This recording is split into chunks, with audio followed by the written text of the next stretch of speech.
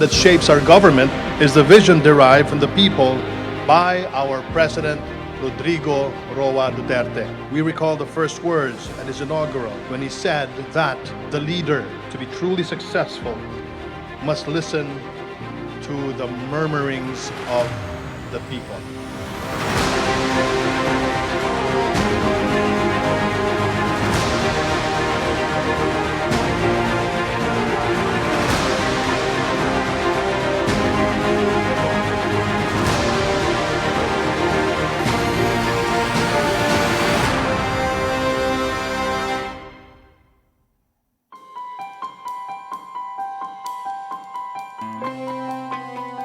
Putting emphasis on the value of unity and togetherness, we envision Dagyaw to be one of the national government's main campaigns to promote a productive and sincere engagement with the Filipino people.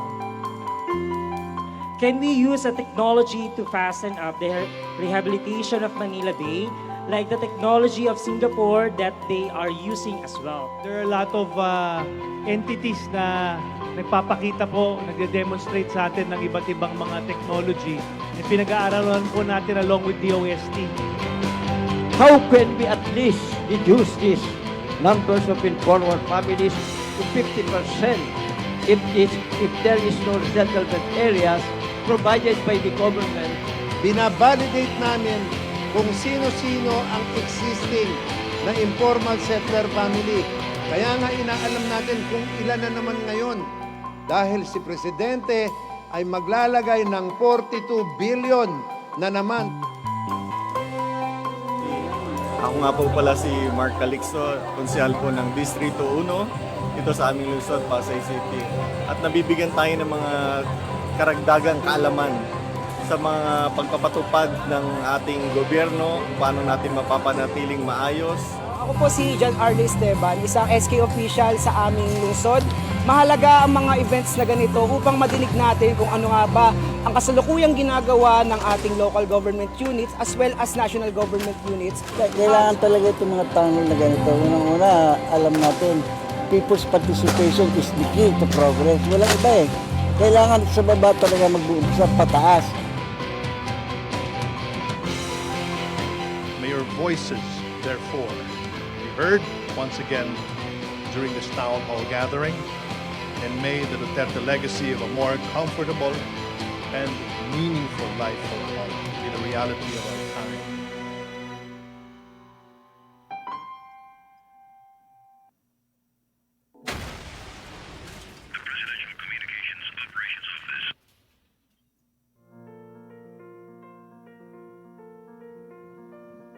The Filipino people are at the very heart of President Rodrigo Roa Duterte's drive for change. That is why, following his assumption to the presidency, he has allowed people's participation in governance to flourish. To prove that the people's participation in governance is neither a mere lip service nor an empty promise, the President created the Participatory Governance Cluster by virtue of Executive Order No. 24 to ensure that the Filipino people are the government's allies for progress. Pangunahing layunin ng ating pamahalaan ang paglingkuran ng ating mga mamamayan, pangalagaan at isulong ang kanilang interes. Kaya walang humpay na isinusulong ng PGC ang mga programang tumitiyak sa isang pamahalaan na tapat at tumutugon sa pangangailangan ng taong bayan. Patuloy tayo magtatalaga ng mga mekanismo upang marinig ang tinig ng mga mamamayan at mapaigting ang pagtutulungan ng bawat isa tungo sa isang epektibo at bukas na pamamahala. The roadmap of the cluster is in line with the Philippines' commitments to the Open Government Partnership or OGP that brings together government reformers and civil society leaders to make governments more inclusive, responsible, and accountable. The primary goal of the cluster is to make the people part of governance decision-making. Thus, the national government has funded need-based projects identified by the people, civil society, and their local officials through the Assistance to Municipalities project. To institutionalize online participation, the National Government Portal was developed to facilitate speedy government services and lessen human interaction to reduce opportunities for corruption. The government also pushed transparency and responsiveness to its peak through the Freedom of Information Program and Hotline 8888, where requests and complaints were acted upon. The people are the reason why we have set various platforms that the cluster has put into place. We bank on the importance of civic technology.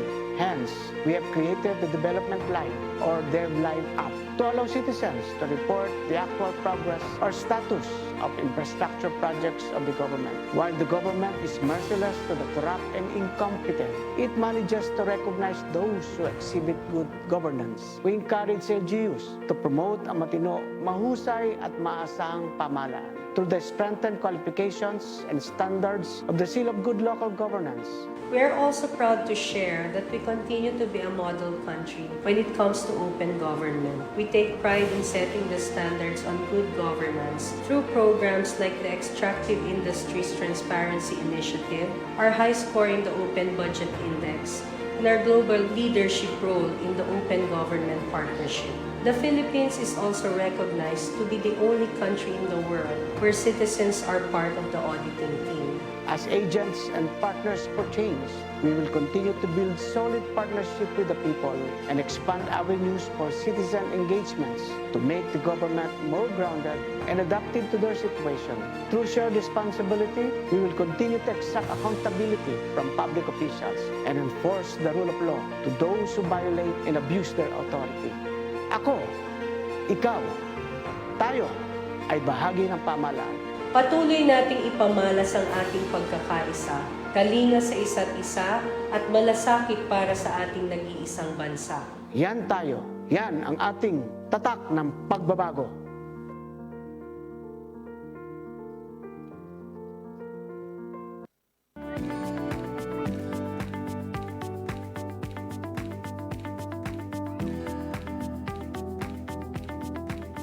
Bilang isang college student, malaking pagsubok sa amin kung paano namin makakalap ang iba't ibang data para sa aming feasibility study. Buti na lang, isa sa aking mga professor sa architecture ay naisuggest ang EFOI portal o ang Freedom of Information Portal na isang programa ng ating gobyerno na naglalayong magbigay ng kabuluhang public information sa mga mamamayan. At malaki ang naitulong nito sa akin dahil naibigay nito ang mga iba't ibang data na aking kakailanganin para sa aking feasibility study at nakuha ko lang lamang yon sa mabilis na panahon. Kaya sa mga estudyante, sa mga kabataan o mamamayan na nangangailangan ng public information ay subukan nyo gamitin ang EFOI dahil talagang makakatulong iyon sa inyo.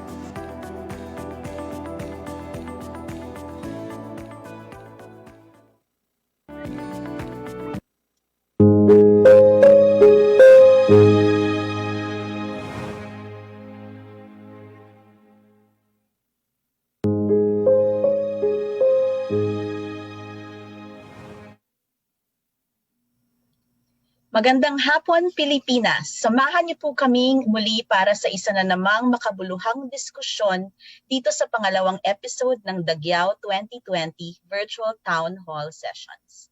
Ako po si Attorney Irene Aguila ng Right to Know Right Now Coalition, ang inyong moderator sa hapong ito. Bago po tayo magsimula, ano nga ba ang Dagyaw? Ang Dagyaw ay salitang Hiligaynon na ang ibig sabihin ay bayanihan. Ang programang ito ay naglalayong maipaigting ang ugnayan at pakikipagtulungan ng ating gobyerno at ng mamamayang Pilipino.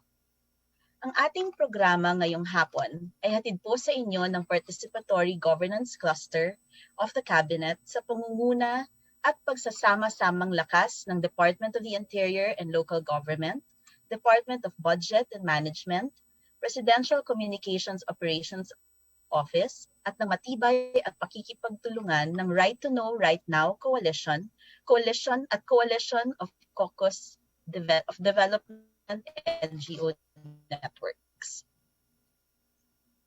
Sa pangunguna ng Participatory Governance Cluster, nagsimula ng taong 2018 ang mga regional town hall meetings na nagbibigay daan para sa pamahalaan at sa taong bayan na pag-usapan ang mga hakbang na dapat gawin upang makatulong sa pag-unlad ng ating bayan.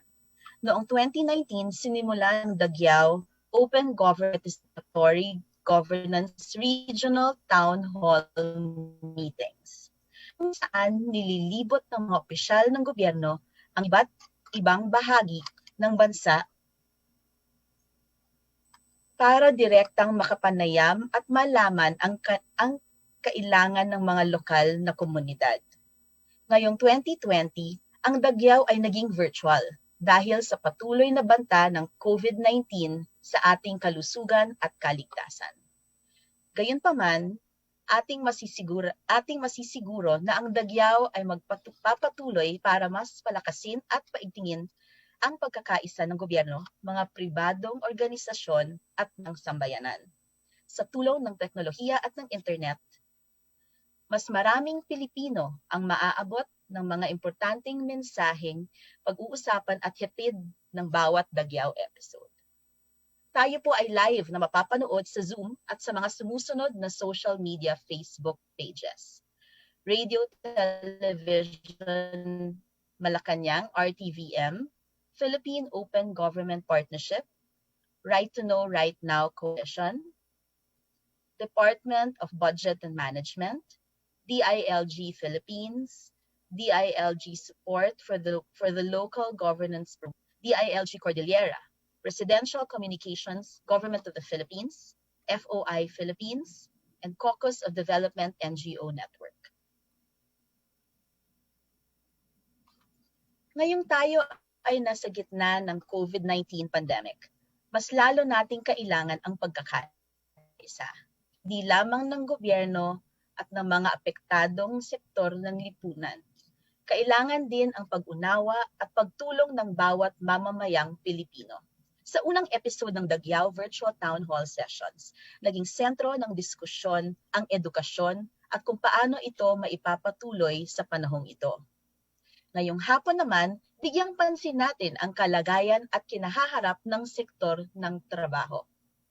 Dahil sa coronavirus disease, napakaraming negosyo ang apektado. Marami din ang nawalan ng trabaho at ng pagkakakitaan para masuportahan ang kani-kanilang mga pamilya. Pag-usapan natin ang mga pagsubok na dinadaanan ng mga manggagawang Pilipino. Ano-ano ang mga estratehiya at programa ng gobyerno, mga organisasyon, mga empleyado at employer, at ng bawat stakeholder para bigyang solusyon ang mga problemang ito. Bibigyang kasagutan po natin ang mga yan dito sa Dagyaw Virtual Town Hall Meeting kasama ang mga opisyal mula mismo sa Department of Labor and Employment, pati na rin ang mga eksperto mula sa ating partner organizations ngayong hapon, mula sa International Labor Organization at Nagkaisa Labor Coalition. Secretary Martin Andanar para magbigay ng paunang salita.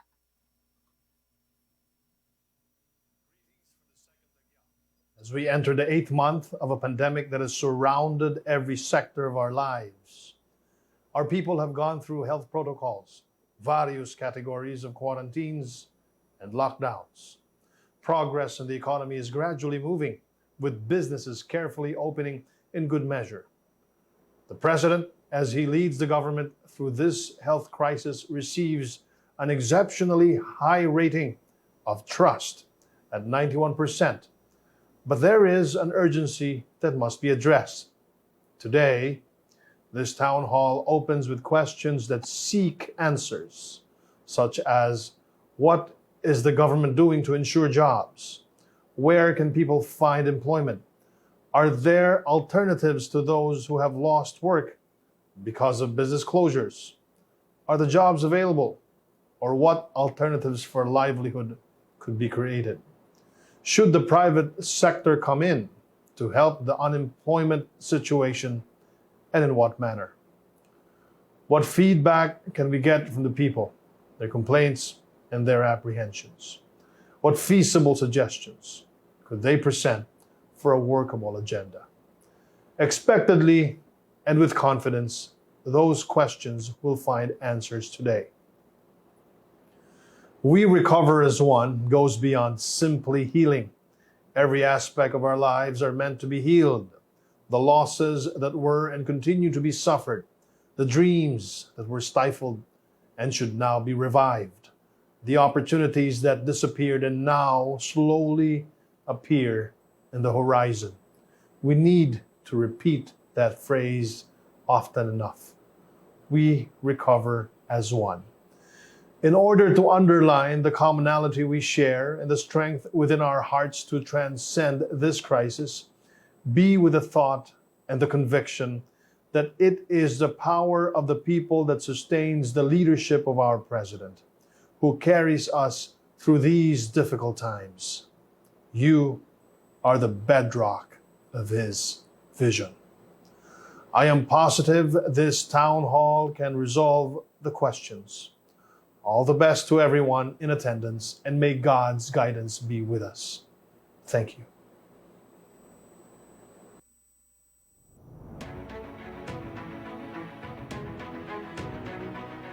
Sa gitna ng mga hamong dala ng pandemya ng COVID-19, lalong higit na mahalaga ang pakikipagtulungan at pakikipag-ugnayan sa pagitan ng gobyerno at ng ating mga mamamayan.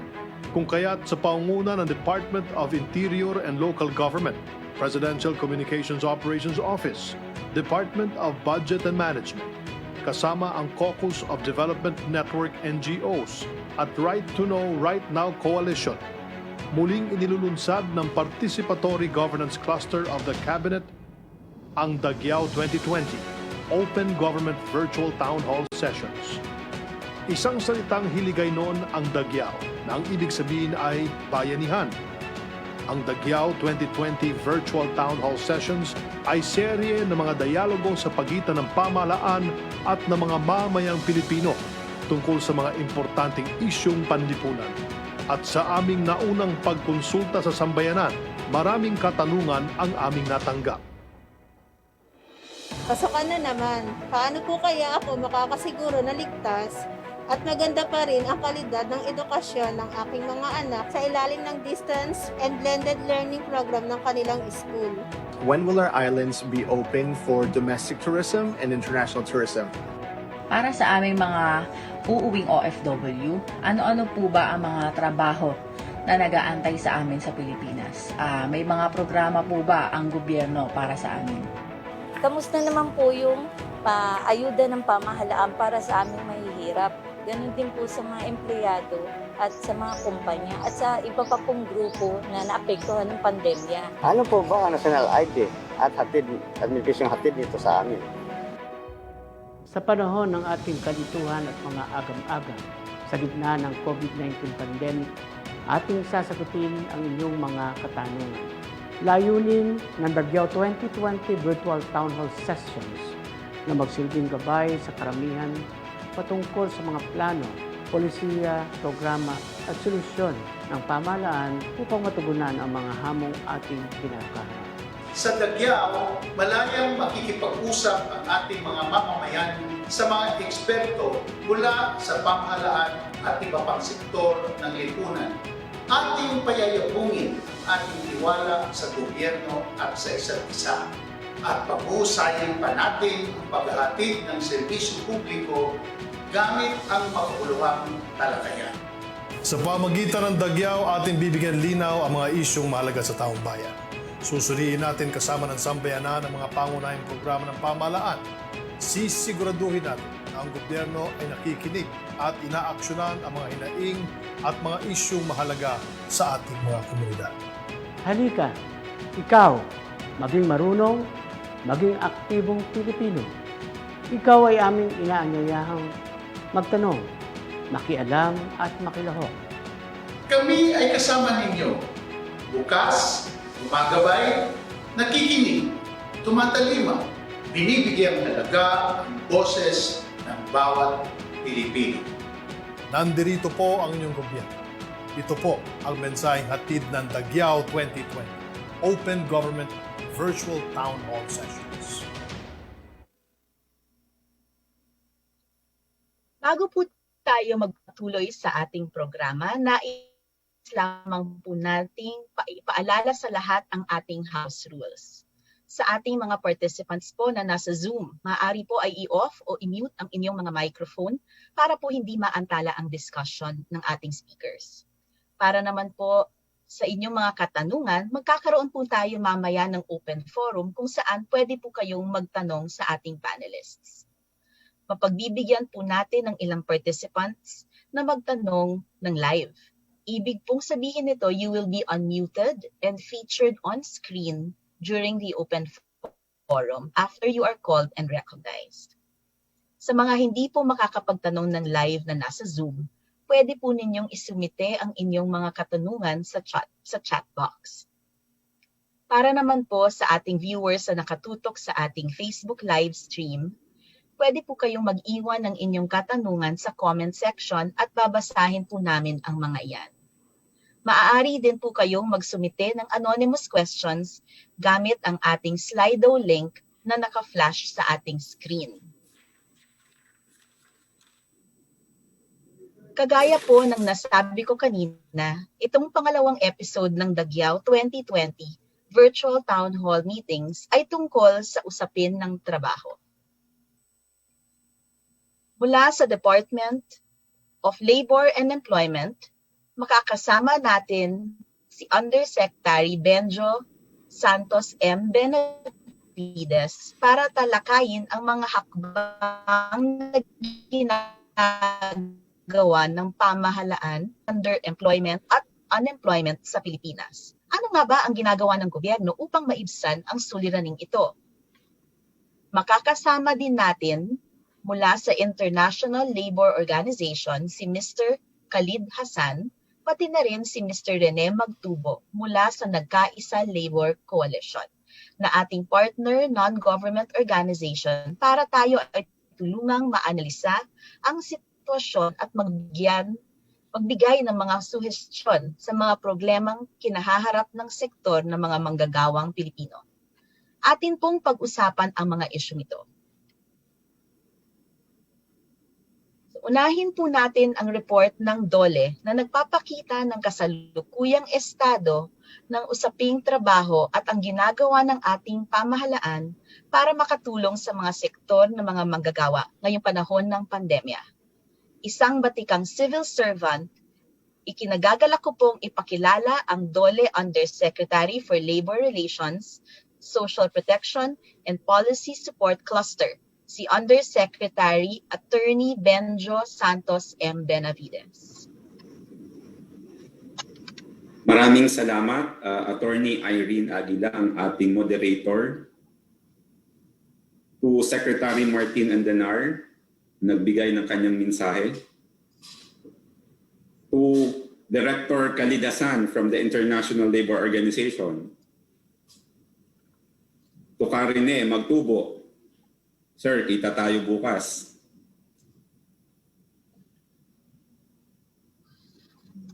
To Ma'am Annie Hiron, nakita ko po siya dito. To everyone in attendance today, sa ating mga kababayan, a pleasant afternoon to all of you. Thank you very much for this opportunity to contribute to this session. We are elated to share the key responses and initiatives of the Department of Labor and Employment with regard to the adverse effect or impact of the pandemic on employment. But before I go to that, let me first show you the employment situation prior and during this pandemic. Sa ating mga minamahal na kababayan, we have a very strong employment situation prior to the pandemic, with 1.6 million net employment gains in January of this year compared to the same period last year. But when the pandemic struck, we lost about 8 million employment, recording 7.3 million unemployed persons, or equivalent to 17.7% based on the April 2020 labor force survey of the PSA. Recently, in the July 2020 LFS, about 7.5 million have returned back to work with the gradual reopening of businesses. Unemployed persons stood at 4.6 million, or 10% unemployment rate in July of 2020. Thus, pursuant to Bayanihan 1 and Bayanihan 2, the Department of Labor and Employment has implemented safety net programs to address the negative impact of COVID-19 on employment. We provided and will continue to provide assistance for displaced workers from the formal and informal sector, as well as the affected OFWs, our overseas Filipino workers, in the form of financial assistance and emergency employment. The major program corresponding to this initiative include the COVID-19 Adjustment Measure Program, the Tulong Panghanap Buhay sa ating disadvantaged or displaced workers, and the Dole Abot Kamay ang Pagtulong. The COVID-19 Adjustment Measure Program, or CAMP, is a safety net program that provides a one-time financial assistance of 5,000 pesos to formal sector workers regardless of employment status who are affected by the pandemic. The 5,000 pesos financial assistance is issued or given directly to the beneficiary's account through bank transfer or money remittance facility. Under Bayanihan 1, CAMP was able to provide financial support to a total of 34,000 plus establishments, covering 662,000 plus affected workers with a disbursement of amounting to 3.3 billion. Under Bayanihan 2, DOLE will continue to provide financial support, especially to those affected workers who were not served under Bayanihan 1. Meanwhile, the Tulong Panghanap Buhay sa ating disadvantaged or displaced workers aims to provide emergency employment to informal sector workers. Under this program, beneficiaries were engaged in the disinfection and sanitation activities for 4 hours a day for a period of 10 days. A total of 423,511 workers were assisted under the program in the total amount of 1.5 billion. The payment is based on the prevailing minimum wage in the region. TUPAD was also implemented as a post-ECQ intervention.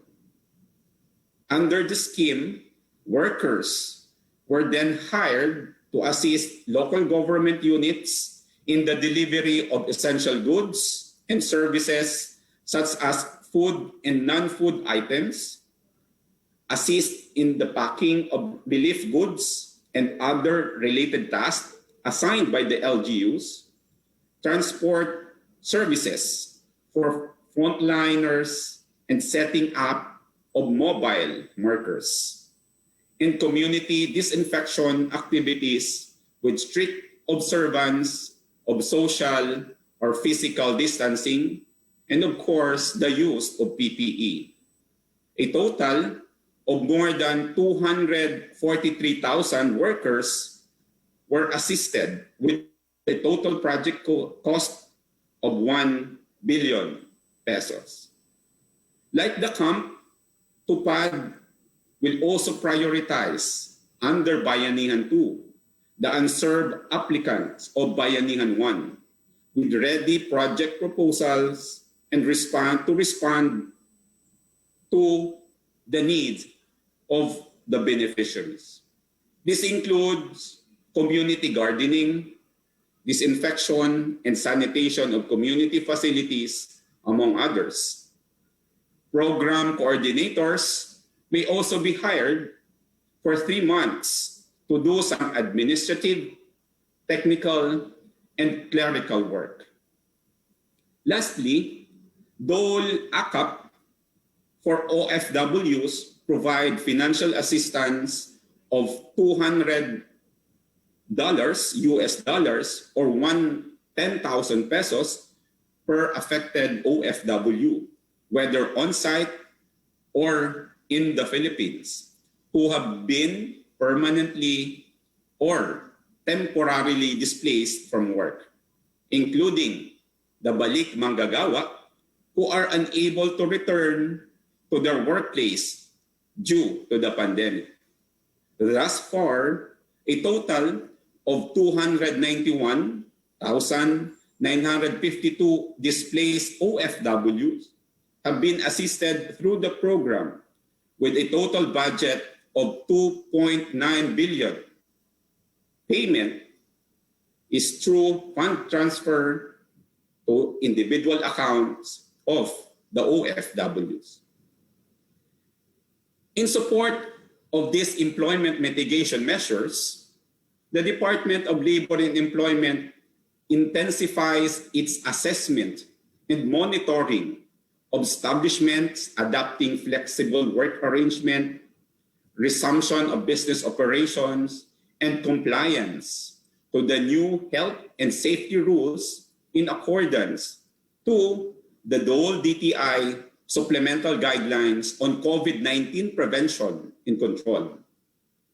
Advisories are regularly issued, and necessary technical assistance are provided to both employers and workers to help them transition to the new normal, most of which are available online in Dole's official website and other social media platforms. Speaking of the new normal, there are jobs that remain to be in demand in the new normal, despite the economic outlook towards recession. The business process outsourcing industry continues to thrive, while demand for work in the so-called gig or platform economy has increased significantly. There is a fast-growing demand for online workers and freelancers doing home-based work in general, and video games and application software developers in particular. Other jobs that are seen to flourish in the new normal are categorized under the following sectors: health and wellness, construction, agribusiness, manufacturing, wholesale, and retail. While we continue to address the unemployment effect of the pandemic, the department also supports these industries that continue to thrive in the new normal. Indeed, in support of the BPO sector, the Dole is conducting a continuing dialogue with the leaders of the industry. In IATF meetings during the period of quarantine, the Secretary provided a voice to the industry on issues confronting the industry like curfew, transportation restriction, and on health and safety standards in the workplace. Further, the Department of Labor and Employment is working with the IT business process outsourcing of the Philippines in various advocacies to promote the industry and boost employment. IBPAP and Dole are currently working on a project to train and hire qualified returning OFWs who were displaced due to the pandemic. A formal agreement was recently signed to enable IBPAP to facilitate potential employment for returning OFWs in the IT industry and provide the department with information of possible careers in the IT industry. This agreement seeks to generate more than 30,000 employment opportunities. On the other hand, we have the gig economy, which has thrived under the current situation and we believe will continue to thrive in the new normal. The gig economy is broadly understood as work secured and managed through digital platforms and the internet, which create a marketplace for individuals and businesses to offer and find jobs and work. Because work is done via digital platforms, the term platform economy has been increasingly used to refer to the gig economy. It generally involves at least three parties. First are the platform providers, just like the Grab or Foodpanda, which serve as an intermediary coordinating the supply and demand sides of the other two parties. The second party is the platform clients who demand the task. The supply side consists of individuals who perform the specific task. Inasmuch as we are addressing the current pandemic as best as we can, there remain several challenges in the implementation of our initiative. Due to the sudden need to fully transition from physical to virtual service delivery methods, the biggest challenge for program implementation is in ensuring that the backbone for accessing and delivering virtual services is secured and well in place. This involves investing in ICT resources and internet structures for all programs implementers, especially those from far-flung areas. One of the challenges also lies in expediting the establishment of reliable online employment facilitation information system and incapacitating regional implementers on how this system should be delivered and effectively utilized. Meanwhile, employment facilitation services are continuously being implemented by our PESOs, the Public Employment Service Offices. Aside from this, it is also through PESO that active labor market programs, as well as some social protection programs, are implemented to support workers so they may find employment quickly and ensure their welfare even during the periods of income loss. While PESO have been resilient in adjusting to the challenges of the pandemic to the best of their abilities, both the national and local governments also need to improve support for our PESOs so that they better serve the public, especially in these extraordinary times. Support is needed in terms of budget for IT requirements, such as computers, mobile phones, as well as internet connection. We should stay connected. That will be all. Let's stay connected. Thank you for your kind attention. Muli, maraming salamat po at mabuhay po tayong lahat.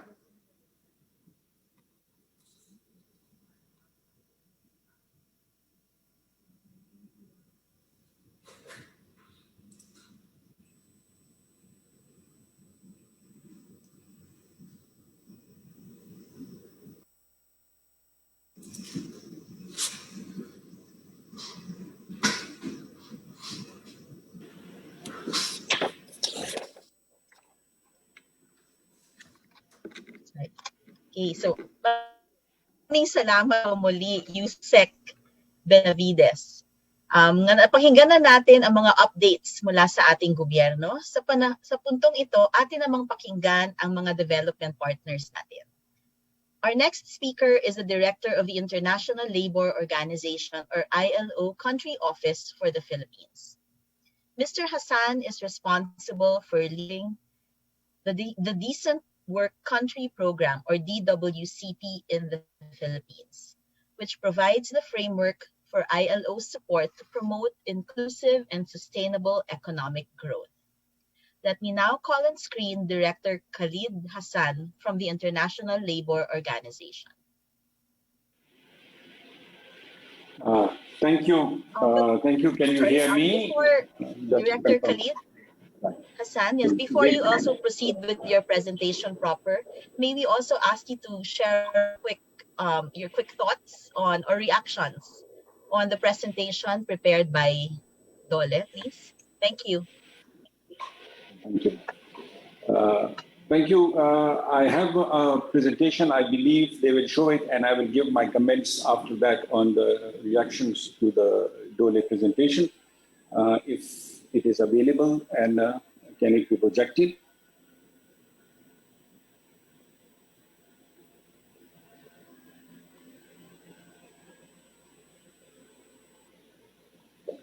Next slide, please.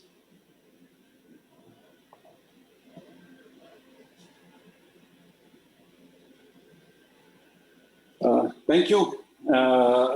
Thank you for the invitation. As you all know, ILO is one of the 17 UN agencies which is working in the Philippines. The focus of ILO is promoting and realizing the fundamental principles and rights at work. The second is creating opportunities for women and men to secure decent work and employment, and to enhance the coverage of social protection and to strengthen tripartism and social dialogue. Now, with this introduction, we all know that the COVID-19 future trajectory indicates that the pandemic will leave the world of work with a higher level of unemployment, higher level of inequality, higher level of poverty, and higher level of debt, and probably higher level of popular frustration and even anger. Now, considering this situation, the ILO conducts analysis of the labor market, and some of the figures of it, you can see it on the screen now. The ILO sixth monitor, it is a number of monitors. This is the sixth monitor that we now have reached. And it shows that the global estimates have three scenarios. And the three scenarios, if you see for the last quarter of this year, which is 2020, it indicates that at the baseline scenario, working hours losses in the final quarter of 2020 is expected to be about 8.6%, or that means 245 million full-time jobs will be at risk, reflecting a higher level of unemployment and inactivity. Inactivity is increasing greater extent than the unemployment. The second scenario shows a pessimistic scenario which projects fall in the working hours by 18%. In the first one, right, it was 8.6%. In the second one, it is 18% fall in it. That means 515 million jobs, full-time jobs, will be lost during this time. The estimate takes into the account the resurgence of the COVID-19 in the fourth quarter of 2020, which might necessitate a second wave of economic restrictions. And we are hearing news that in European countries, the infection rates are increasing. So this is the pessimistic scenario. Optimistic scenario projects that the global loss of the working hours fall to 5.7%. That means 160 million full-time jobs will be lost in this process. But the underlying assumption of that is that the worker will return quickly to the activity and a job-driven recovery that will boost demand and create further employment. If you have seen from the presentation of the USEC Benjo, there are a number of programs that have been started here. Now, this is one way of bringing the confidence, and the optimistic scenario can be implemented. All the preparation needs to be done. The occupational safety systems has to be done. The testing and tracing programs needs to be developed in the process. I will be talking more about it. Can we go to the next slide? In the next slide, you can see that 463 million enterprises face high risk of disruption. And if you can see that 232 million wholesale and retail will be affected, 111 million manufacturing and hotel and food services and real estates. Now, the ILO monitor also looked into the impact of the COVID on the occupation and sectors and the vulnerable groups. More than 436 million enterprises are the hard-hit sectors worldwide and are currently facing a high risk of serious disruptions. More than half of these are some 332 million, which are wholesale. Now, in this kind of scenario, the situation is that many employment in this sector will be lost in this process. You can also observe that the four sectors account for 30% of the GDP on average. So if this disruption continues, 30% of the world GDP will be disrupted during this time. Can we move to the next slide, please? The next slide estimates that more than 1 in 6 youth are out of work.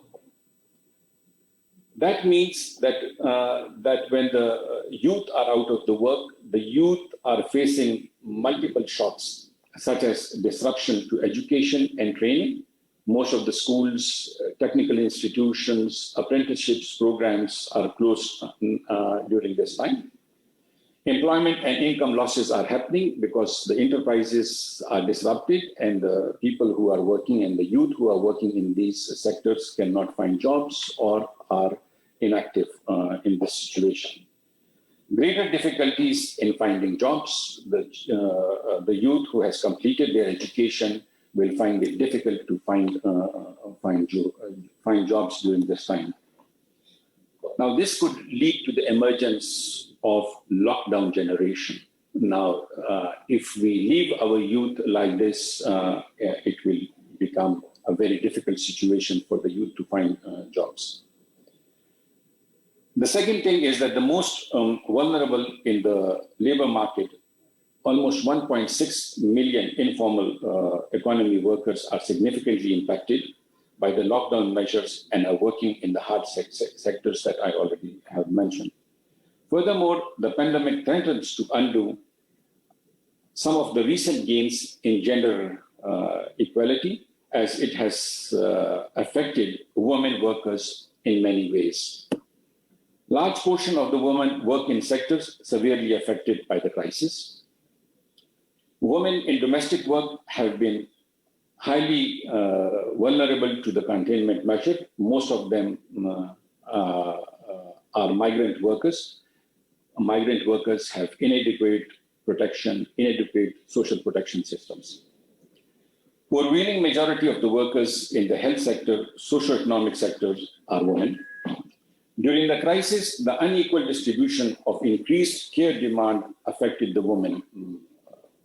Next slide, please. Now, if I come to figures of Philippines now, ILO has conducted a recent assessment of the labor market, which indicated that 10.9 million jobs in medium and high risk of disruption during the COVID. It estimates that 25% of the total employment in the Philippines is likely to be disrupted by the impact of the COVID on the economy and the labor market, either through decreased earnings, working hours losses, or complete job losses. This accounts for 10.9 million, as shown in the slide. The women account for 38% of the jobs at risk of COVID disruption. Now we have another situation which Usapang Benjo has already mentioned. In this context, there is an increasing call for digitalization. So more than 7.2 million workers are exposed to the double-tiered risk of job disruption. These accounts for occupation and sectors facing the dual challenge of high impact due to COVID-19 jobs. On one side, the COVID-19, we are losing jobs. On the other, the disruptive effect of digitalization. Philippines does have a good internet coverage, which is almost 63% comparing to the. But again, if we see that some of the people may not have the internet coverage or may not have access to the equipment that they will be needing, the computers and an investment in the ICT, which was also mentioned in the presentation of the Dole, Usapang Benjo has mentioned to it. Next slide, please. Now, in addition to the COVID challenges, we all know that the world of work is transforming. The new challenges include technological changes, climate changes, demographic shifts, and now COVID, as we see in this one. Unchanged, the digital economy is likely to widen the regional and gender inequalities. The platform economy could recreate 19th century working condition. Usapang Benjo has referred to the gig economy, and the platform economy could disrupt the existing labor standards that we have. The Paris Climate Agenda could lead to a 6 million global job losses and 24 million jobs gained. So because of the climate change, many jobs will be lost in the process and many jobs will be created. By 2050, the working age population will decline in almost all the region. The worst will be Europe with a 14%, except Africa. Africa will gain. We all know Philippines has a youthful population. Now, these challenges could be aggravated by the existing and the continuing challenges.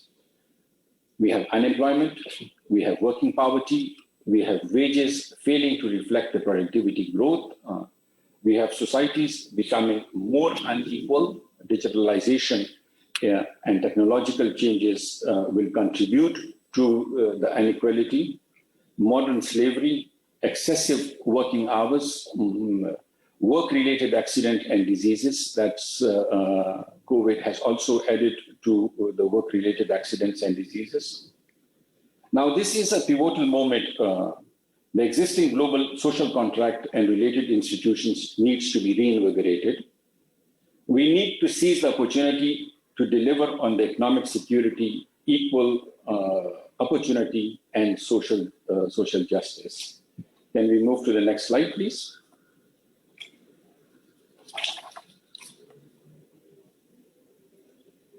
Now, where should we focus our attention? Usapang Benjo has rightly pointed out to a number of areas in his presentation. One is aging, not just about pensions. Pensions will take almost 10% of the GDP in some of the countries. The data is showing in it. Platform work who is affected and why should we care in it. The gig economy, Yusek Benjo was referring to. What will be the labor standards used in the gig economy? How will it be managed? A person working from the Philippines, working for somebody in Germany, which labor laws will apply? All these things will be the challenges for us. And then social protection systems, emerging debates on contributory and non-contributory. We have a large informal economy which are not contributing to the social protection systems. What should we do about it? And lifelong learning. As the USEC has already mentioned, right, that the migrant workers are returning and they are trying to find them jobs in the BPO sectors and other sectors. Now, it cannot be automatic. They need specific trainings. They need specific information and training will be required. For that, we say lifelong learning. But the question comes in, who pays for it? Then we have persistent issues already existing, weak labor regulations, weak social dialogue, and child labor and gender discrimination, which are already happening. I'm sorry, Director Khalid. I'm sorry. Yes. I find the presentation really very compelling as a woman, especially, but I might need to ask you to wrap up a little bit so we can. There are a lot of questions, so maybe we can reserve some of the discussions. I will use the last slide and then move to the next one. Right. What are the 4 pillars that we international labor organizations are recommending? Number 1 is pillar 1, is stimulating the economy. How do we do it? We need to have active fiscal policies. We need to have accommodative monetary policy. And then we go to the next pillar, which says supporting enterprises and jobs. We need to create extended social protection for all. We need to create, implement employment and retention measures. And the third pillar is protecting the workers. Strengthened occupational safety is required so people can return back to work when they are adopt to the arrangements. Teleworking systems needs to be strengthened. Prevent the discrimination and exclusion people from various areas, and then relying on the social dialogue and solution. If the employers, workers, and the government work together, we will be able to find solutions to in it. With this, I close my presentation. Thank you. So we'll be ready for the questions. Maraming salamat, Director Khalid Hassan from the International Labor Organization. I found that personally very compelling, and we hope to hear more of those insights during the Q&A. Ngayon naman, ating pakinggan ang pagsusuri at saloobin ng isa sa mga civil society organizations na naglalayo mapabuti ang kalagayan ng mga nagtatrabahong Pilipino. Si Karene ay nagsisilbing presidente ng Fortune Tobacco Labor Union sa loob ng 2 dekada, mula 1986 hanggang 2009. Siya rin ay naging kinatawan ng Sanlakas Party List noong 11th Congress at Partido Manggagawa naman noong 12th at 13th Congress. Siya ang kasulukuyang chairperson ng Partido Manggagawa, spokesperson ng Nagkaisa Labor Coalition.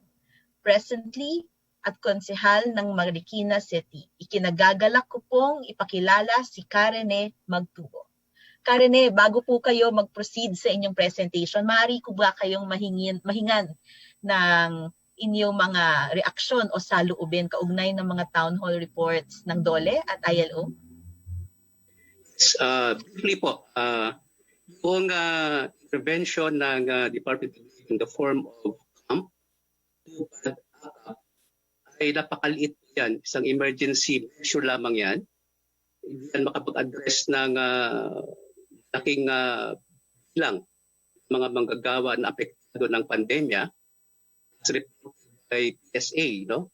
At reported ng ILO. ILO nga, 5% of the labor force will be affected and distracted by trabaho sa pandemya. So, tingin namin,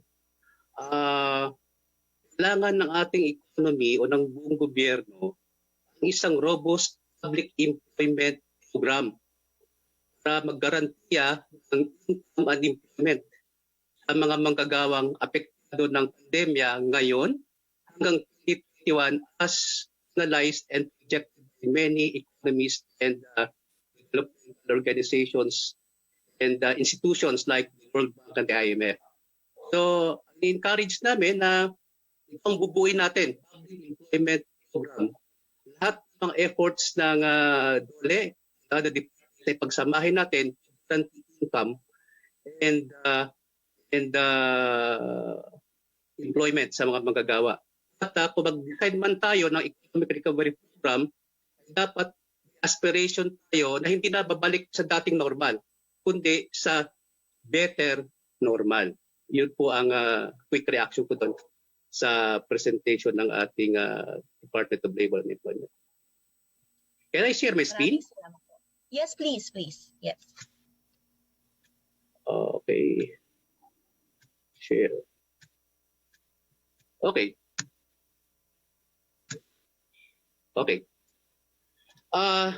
Maraming salamat po sa imbitasyon na kami ay makasali dito sa Dagyaw at magpapashare ng aming views and insights sa napaka-importanteng problema na pinag-uusapan natin trabaho in the form of unemployment and underemployment sa panahon ng pandemya.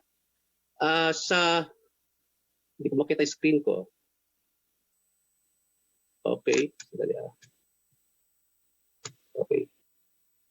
Sa Dagyaw na ito, kami po ay tinatanong ng dalawang tanong. To share our experience in engaging with the Philippine government in efforts to address unemployment and underemployment concerns. At pangalawa, based on our experience and analysis, ano po ang naisip naming areas of vulnerability and promise in the government responses to ensure employment during this pandemic.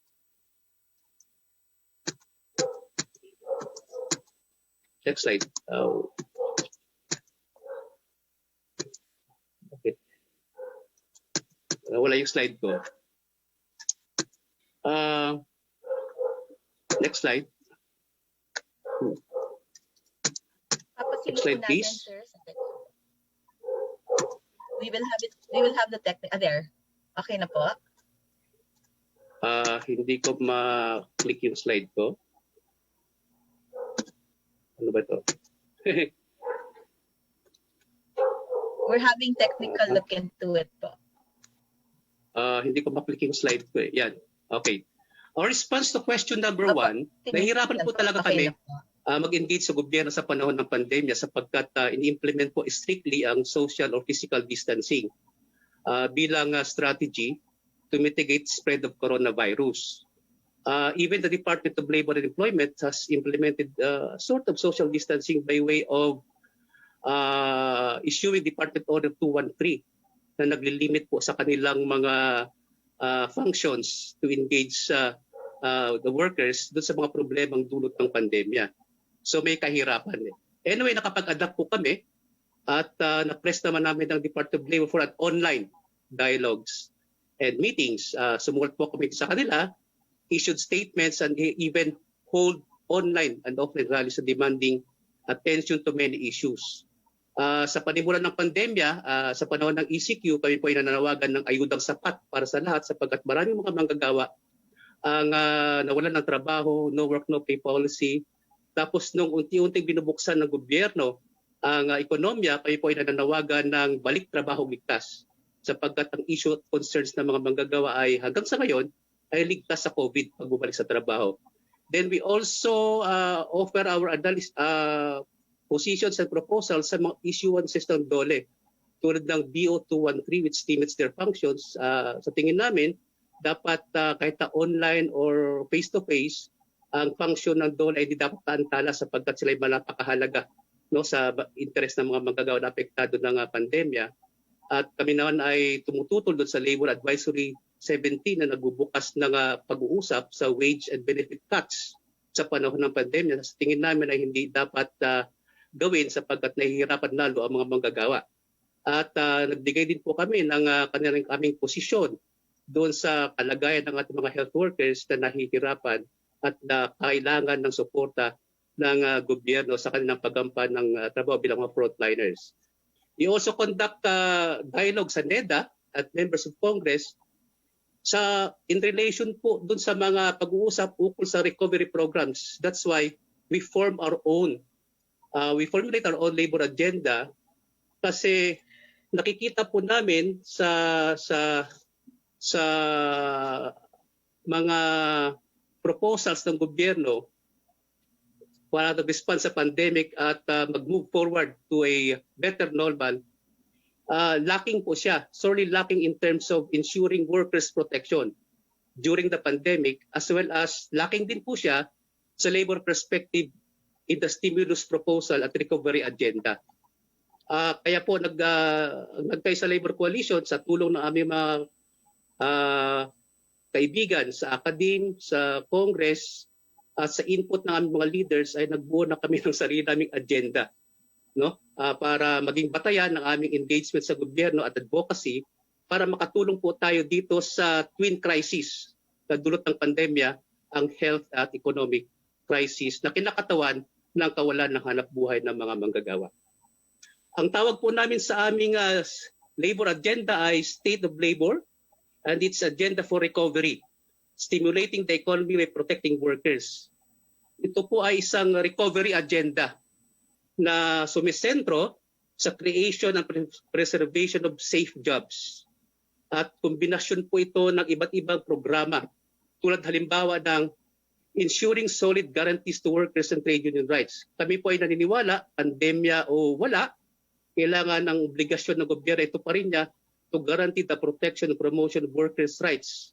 Kaya kami po ay nananawagan sa ating Department of Labor and Employment na kahit sa panahon ng pandemya ay dapat ipatupad strictly ang compliance with the occupational safety and health, labor standards, dapat ipatupad ang minimum wage, 13-month pay, pagbabawal ng endo at wage cuts at pagtitiyak ng kaukulang benepisyo sakaling mag-resort to retrenchments ang mga employers at matatanggal ang mga manggagawa. Pangalawa, building a universal and resilient public health system. Kami po ay naniniwala na ang solusyon dito ay universal health programs. Pero sa kasalukuyan, nakikita natin ang kahinaan ng ating public health system.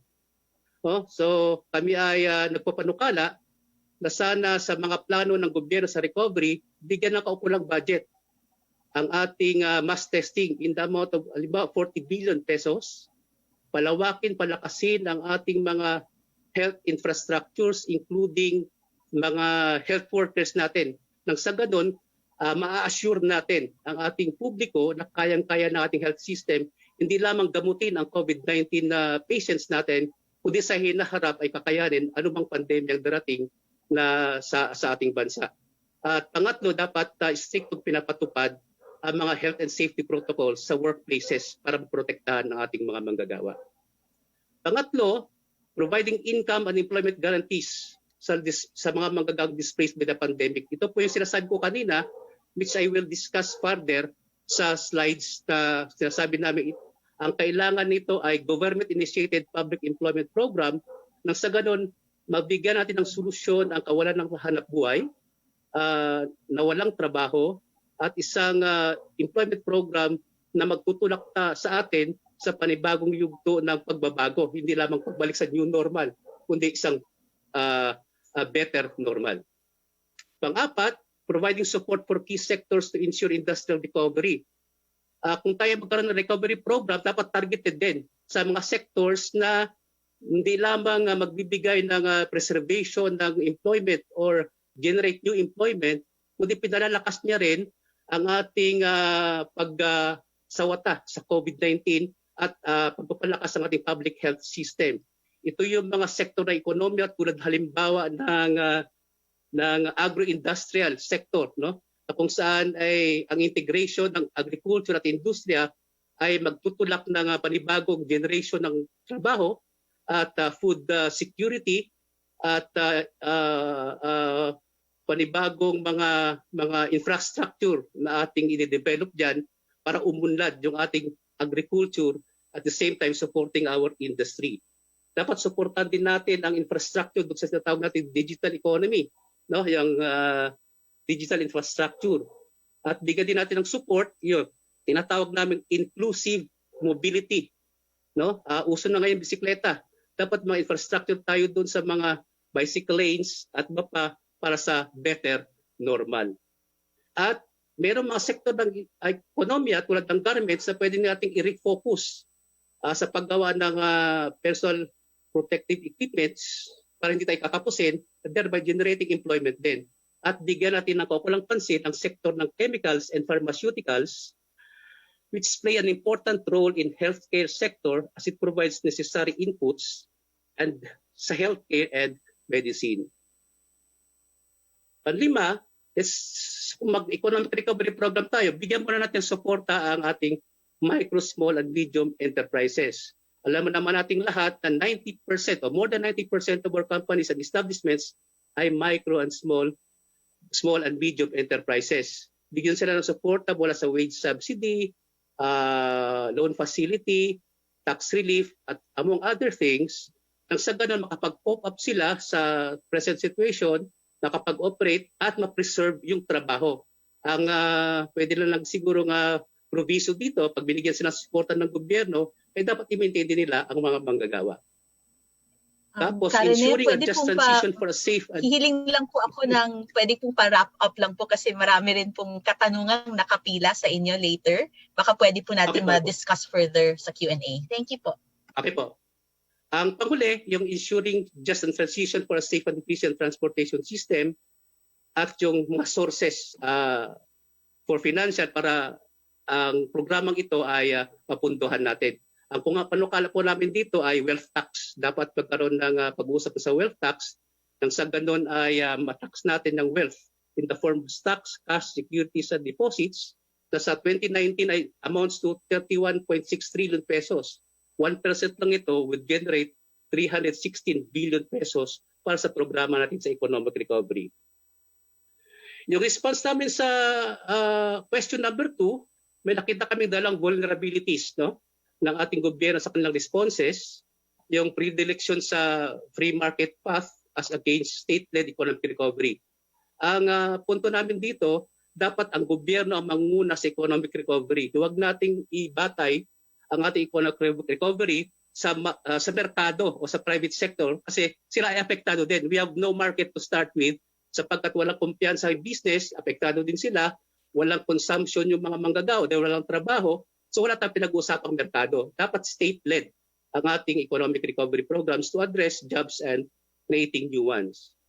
And then, yung DOLE, dapat ay kasama sa economic cluster ng ating gobyerno sapagkat naniniwala kami ang function ng DOLE for purposes of maintaining sound labor relations, social protection, decent work, training, ay dapat isang mahalagang aspects yan to formulate an economic recovery program which is equitable and nagbibigay halaga sa mga manggagawa.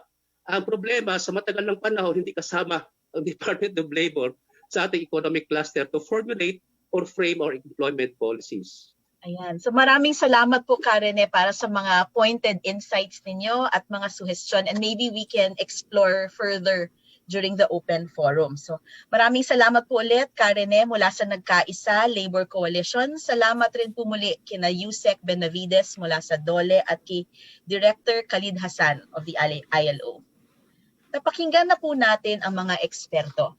Ngayon naman, panahon na para nating pulsuhan ang taong bayan.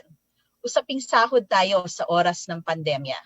Nitong nakaraang mga araw, marahil narinig o nabasa ninyo ang balitang maaaring i-defer.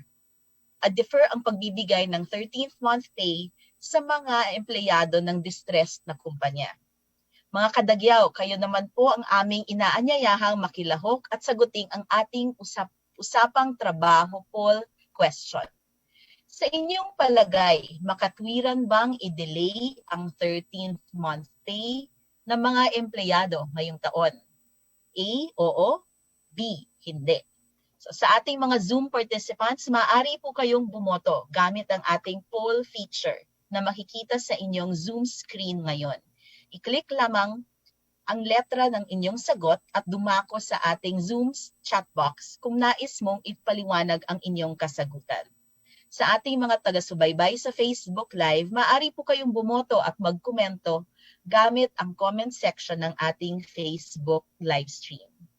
Amin pong aantabayanan ng inyong mga sagot at babalikan natin ang resulta ng ating poll bago matapos ang programa.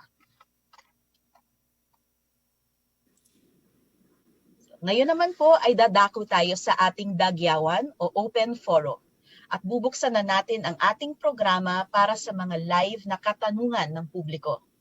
Ito po ay ang esensya ng Dagyaw, ang pagbibigay importansya sa malayang talakayan at diskurso sa pagitan ng gobyerno, mga eksperto at ng taong bayan. Uulitin ko lamang po, mapagbibigyan po natin ang ilang participants na magtanong ng live. Ibig pong sabihin nito, some of you will be unmuted and featured live on screen during the open forum. Matapos po namin kayong i-recognize at tawagin ang inyong pangalan, sa mga hindi naman makakapagtanong ng live na nasa Zoom, pwede po ninyong isumite ang inyong mga katanungan sa ating chat box. Para naman sa ating mga viewers na nakatutok sa ating Facebook live stream, pwede po kayong mag-iwan ng inyong katanungan sa comment section at babasahin po namin ang mga iyan. Maaari din po kayong magsumite ng anonymous questions gamit ang ating Slido link na naka-flash sa ating screen. So sana po ay magtanong kayo. Mag-participate po tayo sa ating open forum.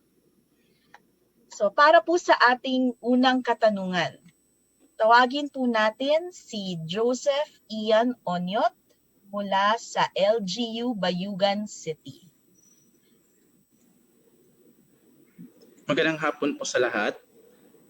My question is, mayroon po bang mga programang pwedeng sumuporta para sa mga startups or organisasyon na may mga inisyatiba kaugnay ng job hiring o job recruitment ngayong pandemic? Yan, maraming salamat Joseph. Para ata ito sa ating guest mula sa DOLE at sa ILO.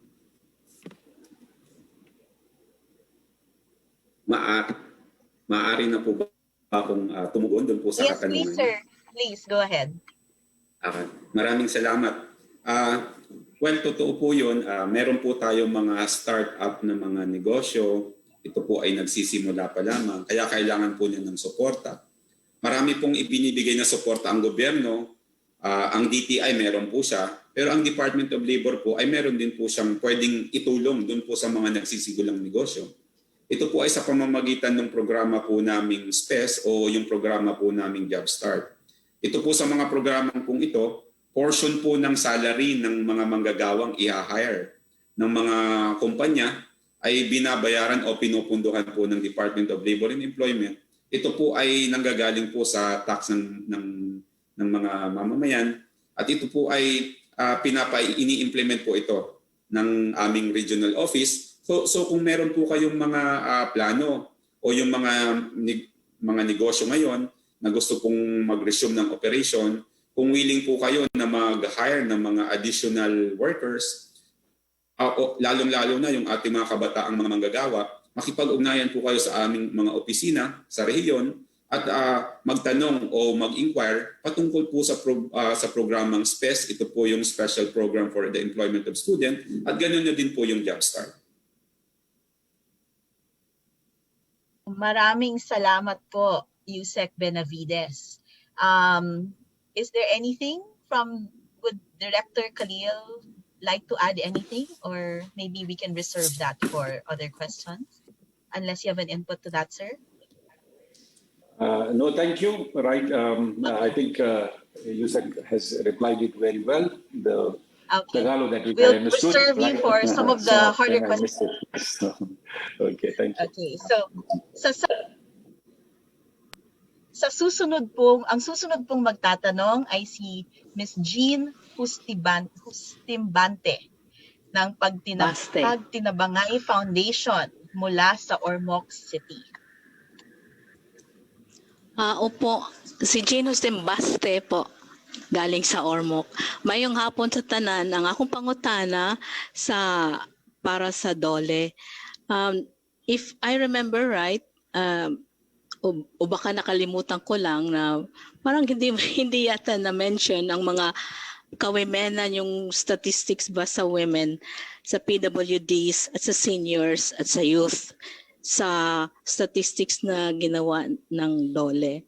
So, bakit kaya po? Tapos, idagdag ko lang po, idugtong ko doon sa seniors, ay paano po kaya na-implement ng DOLE ang anti-age discrimination law? Maraming salamat, Ma'am Jean. Magandang hapon po sa inyo. Galing dito sa Manila, papunta po dyan sa lugar niyo po. Well, doon po sa una yung katanungan, bakit hindi ko po sinama doon po sa statistic na aking presenta, yung ating datos patungkol po sa ating mga senior citizen, kababaihan at mga manggagawang mga kabataan. Medyo limitado po kasi yung aking oras doon po sa aking presentation. Actually, yung mga data pong i-present ko on employment situation, idinagdag ko lang po yun. But rest assured ma'am, kung kailangan nyo po ng mga statistics on employment with respect to women, doon po sa mga youth, at ganoon din po doon sa mga may kapansanan, pwede po namin ipadala po sa inyo. Now, yung pangalawa nyo pong katanungan, patungkol po doon sa age discrimination. Ito po ay pinagbabawal na ng batas at ang pagbabawal pong ito ay may kaukulang penalty, criminal penalty. So paano po ito na ipapatupad po ng gobyerno, in particular po ng Department of Labor and Employment? Ito po ay bahagi ng aming tinatawag na inspection. Meron po kaming checklist at tinitingnan po namin doon kung ang mga kumpanya ay sumusunod po dito sa batas na ito. Kung hindi man po siya mahagip ng inspection namin dahil na rin po sa limitasyon po ng mga personnel, maaari pong magsumbong yung ating mga manggagawa sa Department of Labor and Employment ng mga kumpanyang hindi po tumutupad o hindi po tumatalima sa Republic Act na nagbabawal po na doon po sa discrimination against the senior citizen at yung tinatawag po nating anti-age discriminatory acts. Maraming salamat po, Yusek. At this point, I'd like to ask Director Khalid and Karene, mukhang marami pong interesado. The interest is very high when it comes to non-discrimination, especially when it comes to age and making employment programs more inclusive. May we ask at this point, maybe you have some recommendations on how the private sector can go about this or how government can properly help implement?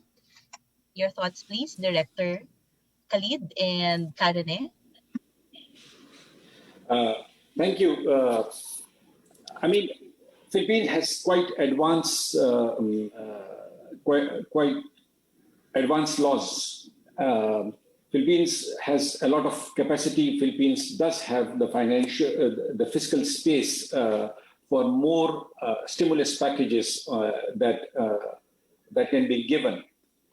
Now, utilizing the good legislation systems, the effective programs that we have, we need to further make them fit for the purpose that the COVID is now bringing in.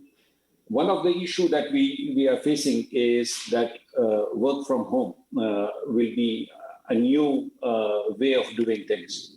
Now, if the teleworking and those laws we already have, Philippines does have teleworking law, that laws are effectively implemented so that the discrimination does not take place. The people who cannot come to the offices for certain reason, because of the age, because of the other, they can work from home. But that capacity needs to be enhanced, right? Like I already mentioned, that 63% coverage is the internet, but that needs to be further strengthened. That means if 63% is there is coverage not given to some of them. And for youth and for other, we already mentioned that for the youth, the issue is that they cannot, their education is disrupted, their work is disrupted, the enterprises where they are working have been disrupted, women jobs have been quite disrupted in it. Now what needs to be done, we need to have active fiscal policy. We need to have accommodative monetary policy. We need to have lending and financial support to the specific sectors, including the health sectors, needs to be established. We need to strengthen the social protection systems.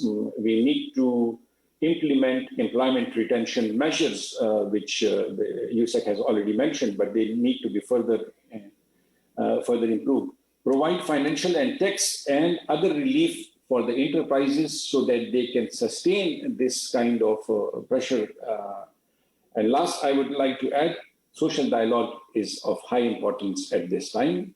We need to have the workers, employers, and the government working together so that we are able to find solutions. Thank you. Thank you very much. No, I mean, linking even work from home to efforts to make jobs more inclusive. Very, very interesting insights. Karene, baka meron po kayong nais idagdag o mga suggestion doon sa concern when it comes to inclusivity po? Opo. Kasi po, apektado talaga ang mga kababaihan at kabataan na nawalan din ng trabaho kapag wala tayong robust public employment program. Kaya ang mungkahingan po namin ay magkaroon tayo ng isang employment program na initiative ng gobyerno. Halimbawa, expand natin yung tupad. No? Expand natin yung tupad para sumaklaw siya hindi lamang 10 days or 1 month, kundi gawin natin 100 days to 9 months, bigyan ng pondo ng gobyerno upang nasa ganon yung mga new entrants to the labor force natin ay mapigyan ng pagkakataon na magkaroon ng trabaho. At ang trabahong yan ay dapat naka-design to help our public health systems, naka-design para sa climate mitigation measures, at ang iba naman na mga na-displaced na manggagawa na gusto mag-train halimbawa ng panibagong opportunities for employment, bigyan natin ng training programs with a stipend of 50%. No? Nang sa ganon, yung gusto magtrabaho at gusto mag-training ay sinusuportahan ng gobyerno, yung walang trabaho ay dapat may guaranteed employment through the expansion of different employment programs like tupad at iba pang mga bagay, at initiated yan dapat ng ating gobyerno. Miss Irene? Maraming salamat po, Karene. Very interesting po no, na ang gaganda na meron tayong mga concrete recommendations and solutions na naririnig ngayong hapon. So maraming salamat po sa mga ating kababayan na nag-live na nagtanong. Marami ring bumapasok na mga katanungan mula sa mga naunang nag-register sa ating event. Babasahin at sana po at iniimbitahan ko pong sagutin ng ating mga eksperto. No, ang una pong katanungan, first question, no, sa usapin po ng edad. Okay, mukhang hot topic po talaga. No? So sa inyong pagtataya, ano po ang naging epekto ng COVID-19 crisis sa trabaho ng mga nakakapagtrabaho na ating senior citizens? Paano kaya sila mabibigyan ng suporta ngayong mga panahong ito? Diba, lalo na po may limitasyon sa mobility, especially for seniors. Paano po naman sila masusuportahan? Mula po ito kay Pat Serenas ng Minco, Davao City. Maybe po we can ask Yusef Benavides for your thoughts. Thank you, Attorney Arlene. But before I respond to that question, let me first say something about yung sinabi po ni Karen na yung expansion o yung enhancement po ng tupad. Actually, ginagawa po natin yun. Nagkakaroon po tayo ng mga proposal sa Kongreso para pondohan po yun. Pero the better and grander plan is actually not just to provide emergency employment. Ang pinakamaganda po ay dahang-dahan at siguradong buksan po yung ating ekonomiya. Para po kapag nagbukas na yung ating mga negosyo, mas maraming mga manggagawa ang makakapasok at makakabalik sa kanilang mga trabaho. Kung sila po ay makabalik sa kanilang mga trabaho, marirestore po nila yung income opportunity po nila, magkakaroon po sila ng sahod at mayroon po silang pambili. Alam po natin yung ekonomiya po natin ay consumption driven. So kung may pera po sila, may pambili, may iikot po yung ating ekonomiya. Now, pagdating naman po dun sa mga benepisyo na o mga ayuda na ibinibigay po natin sa ating mga manggagawa, yung ating pong implementation ng camp yung one-time financial assistance na 5,000 pesos, yung ibinigay po ng DSWD na SAP, yung ibinigay po ng DOF at na SSS na Small Wage Business Subsidy, wala pong diskriminasyon po dun sa edad. Ikaw man ay senior citizen o hindi, kung ang inyong kumpanya at ikaw ay qualified, dun po sa mga ayudang iyon po ay ibibigay po sa inyo. At ang gusto po talaga natin ngayon, hindi lang yung pagbibigay ng ayuda, buksan yung ekonomiya, pahintulutan yung mga edad na mababa po sa 21 years old at yung mga senior citizen na makalabas na. By the way, kahit po noong ECQ pa po tayo, kung ang isang manggagawa ay APOR, tinatawag po nating authorized person outside residence, kahit naman po senior citizen po siya, ay pwede po siya magtrabaho. Imagine nyo po yung ating po mga boss, yung ating po mga principal, nagtatrabaho po sila. Ang pagkakaalam po sumobra na rin po yung edad po nila sa 60 years of age. So pinapayagan po sila magtrabaho kung sila po ay yung mga manggagawa na tinatawag po nating APOR. At ngayon po ang proposal po natin ay payagan na yung mga manggagawa kahit yung more than 60 years old na makabalik po sa kanilang mga pagawaan. Salamat po, Yusek. Lipat naman po tayo sa susunod na katanungan para naman ito sa Nagkaisa Labor Coalition. Ano ang posisyon ng mga organisadong sektor na manggagawa sa patuloy na banta ng demolisyon ng mga sentrong lungsod sa kabila ng kalawakan ng wala ng tiyak na hanap buhay ngayong may pandemya? Mula sa Multiversity sa Rizal, si Jessica Amon. Karene? Sa tingin ko, isang appropriate policy dyan ay itigil lahat ng demolisyon. Sapagkat ang bansa po natin ay naharap sa twin crisis of health and economic crisis bunga ng pandemya. Kapag gumawa ka pa ng hakbang to demolish yung mga kababayan nating mahirap na nga, na dapat mong tulungan, ay double burden na sa kanila yon. At ang pera po natin, yung gobyerno na dapat ay panggastos, ay wala pa tayong sapat na pondo for purposes of relocation sa ngayon. Nakafocus po tayo doon i-address yung pagtaas ng COVID-19 cases, kawalan ng trabaho, pag-generate ng trabaho, pagbubukas sa ekonomiya. Doon dapat nakafocus yung ma-generate nating pondo. So sa tingin ko, isang maling policy kapag nag-demolish pa tayo na wala naman tayong konkretong pondo at facilitation ng isang maayos na relokasyon sa ating mga kababayan. Maraming salamat po, Karen. Director Khalid, would you like to share your thoughts or the ILO's stance on demolition at this point during the pandemic of centers like this?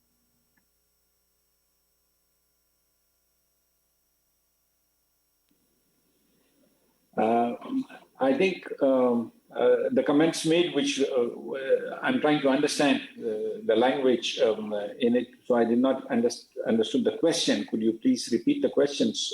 Okay, allow me to frame the question. So the question really is the position of, we were asking the position of labor during this time of pandemic, if their thoughts on demolition of centers during the time of pandemic when there is uncertainty when it comes to employment. So the position that was shared by Karene is that he hopes that there's a halt first or government seizes first on demolitions of centers like this. So maybe the ILO would like to share if you have a position on this matter. Yeah, thank you.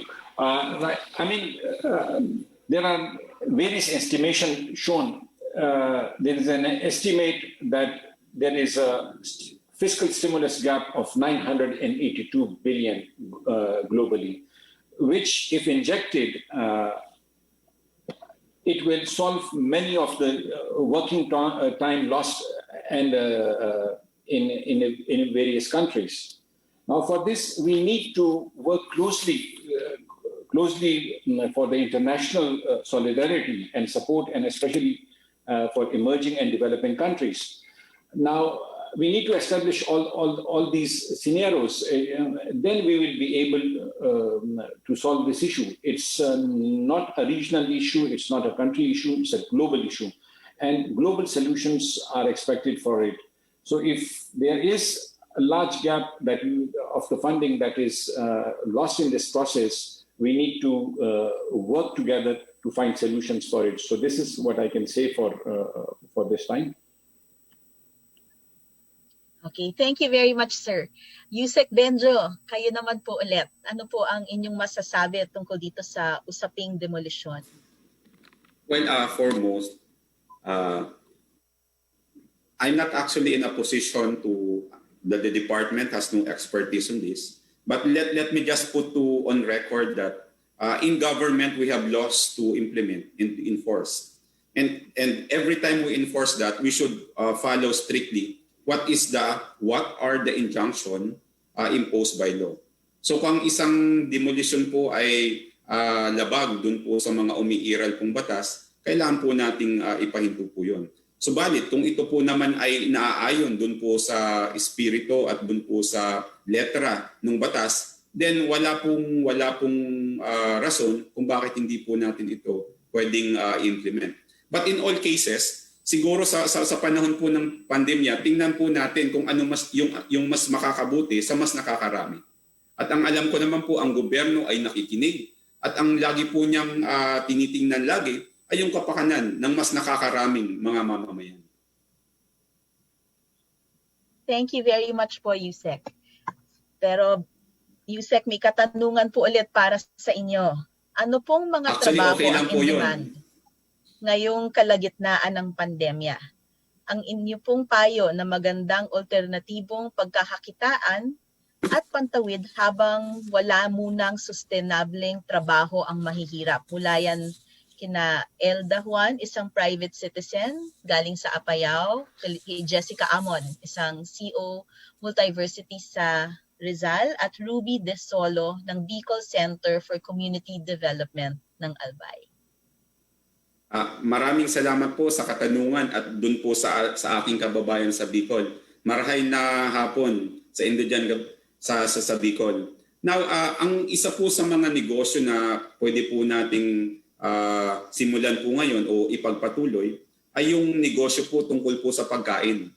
Panahon po ng pandemya o hindi, lahat naman po ng tao kumakain. Agriculture, agribusiness. Naglabas po ng isang survey yung PSA. Kung meron mang isang sektor ng ekonomiya ang tumaas, kahit konti lang po yun po yung sektor ng agrikultura. Lahat po tayo kakain. Pangalawa, paano kakain yung mga nasa syudad? Kailangan po natin yung mga negosyo ng pagbebenta. Ngayon po, hindi na po sa karamihan po ng mga nagbebenta po ngayon online. So we take advantage of this platform para po kahit panahon po ng pandemya, kahit hindi po tayo nakakalabas, ay kumikita pa rin po tayo. Meron pa rin naman po tayong mga ibang sektor na bukas habang tayo nasa pandemya. Yung sektor po ng, of course, yung healthcare at yung sa construction, pwede po natin itong tingnan nang sa ganon ay kahit po nagsara po yung mas nakakarami po nating mga negosyo, ay meron pa rin naman po tayong pagkakakitaan.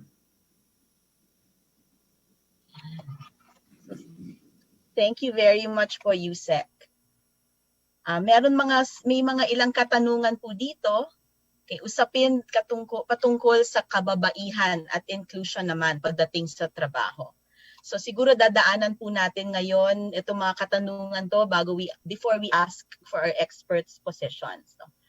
Una, may katanungan dito, paano sinisiguro ng DOLE na ang inyong programa ay inclusive at nakakaabot sa totoong nangangailangan, marginalized or vulnerable groups? Pangalawa, and related to that, may mga programa ba ang DOLE, ILO, or nagkaisa na tututok sa pagtulong sa sektor ng kababaihan ngayong panahon ng pandemya? Pangatlo, ngayong panahon ng pandemya, dumarami rin ang mga kababaihan na biktima ng domestic violence. May mga employment opportunities at assistance ba for victims of domestic violence? Saan kaya sila pwedeng maka-access ng capital to start a business. Mula ito kila Joselita Espinosa, Mabini Federated Women ng Mabini, Women Cebu at Lorenza Fernandez ng Legal Alternatives for Women's Centers Cebu City. So I think this ties in also to the inputs shared by Director Khalid earlier about women being affected. So it would be good to get the insights of Dole, ILO, and Nagkaisa on this.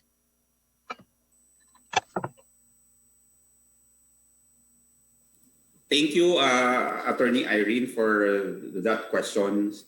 Well, in the Department of Labor and Employment, sa amin pong kagawaran, our policies and programs are actually inclusive. Inclusive based on the decent work agenda of the International Labor Organization. Wala po kaming pinipili, lahat kasama.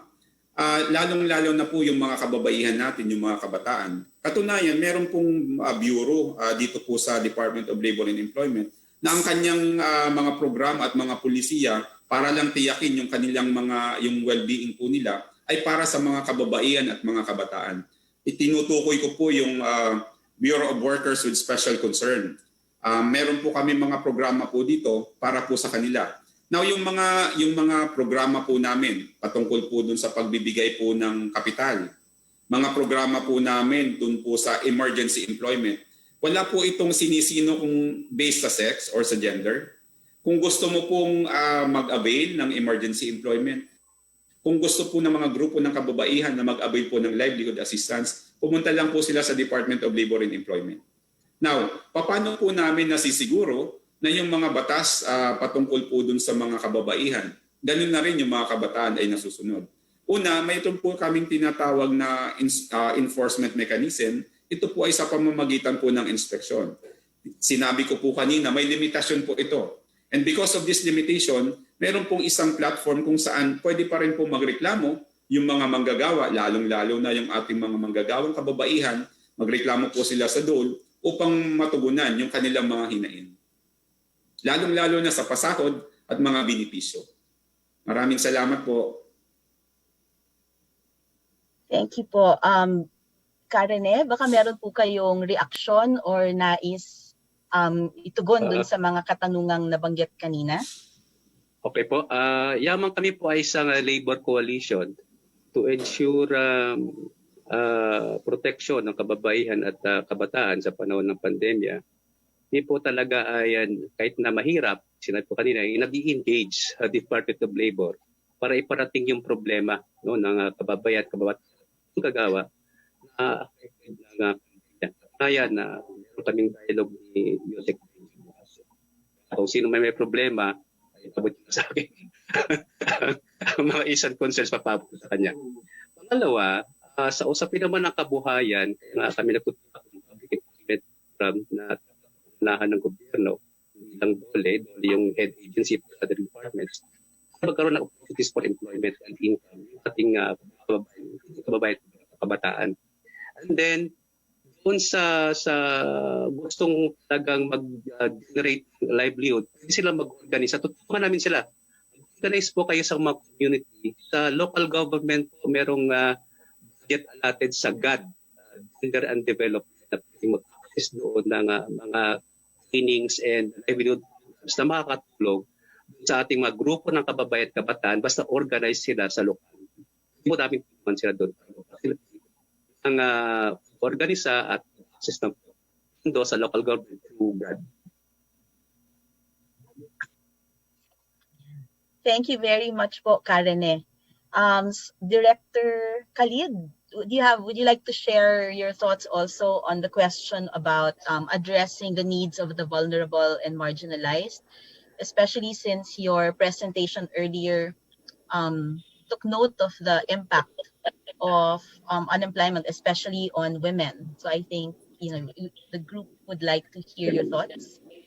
Yeah, thank you. Thank you. As I mentioned in my presentation, if we take youth, if we take girls, their education system has been disrupted.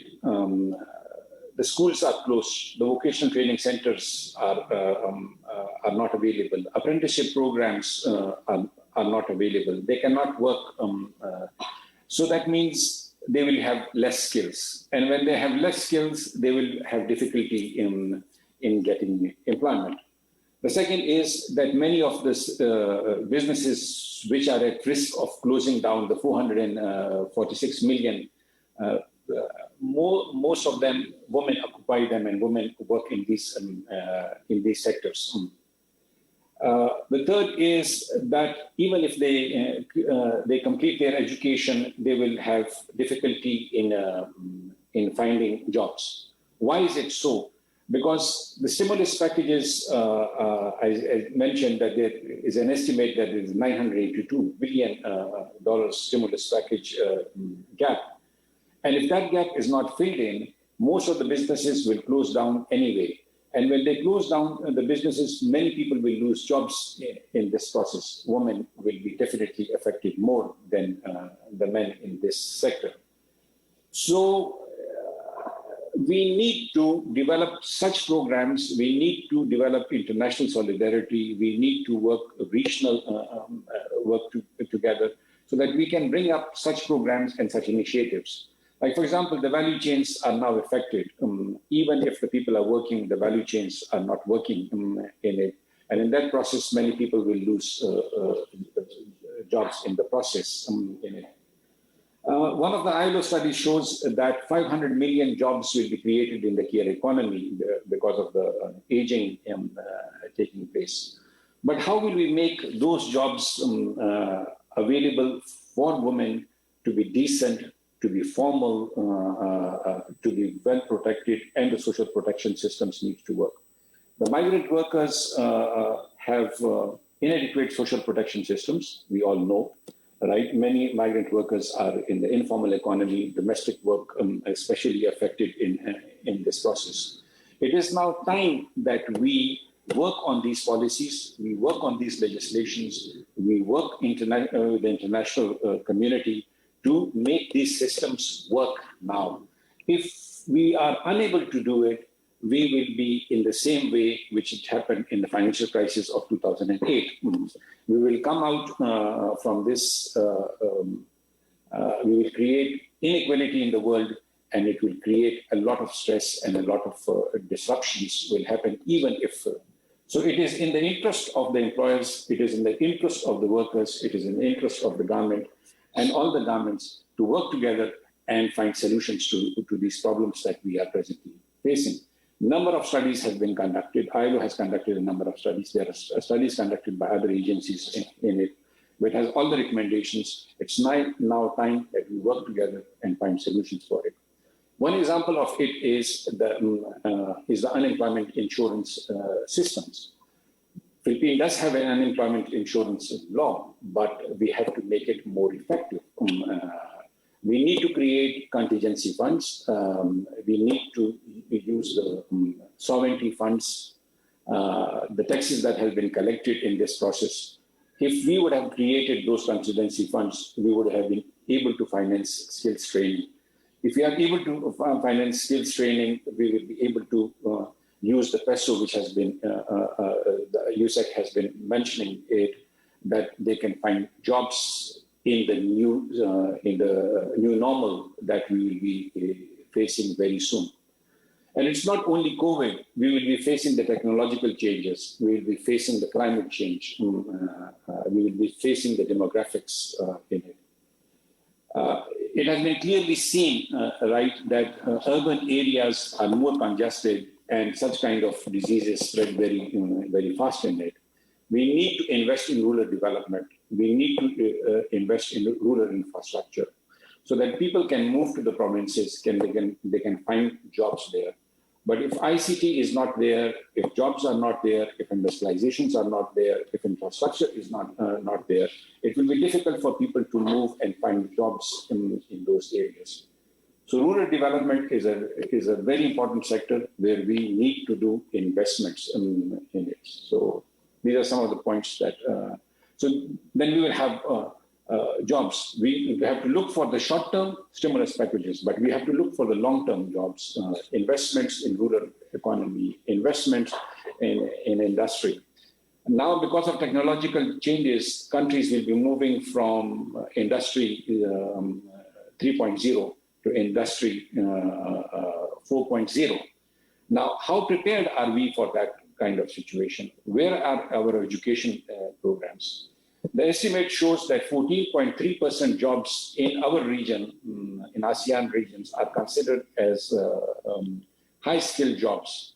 Is 14.3% enough? Because of the technology changes, we will be needing more high-skilled jobs.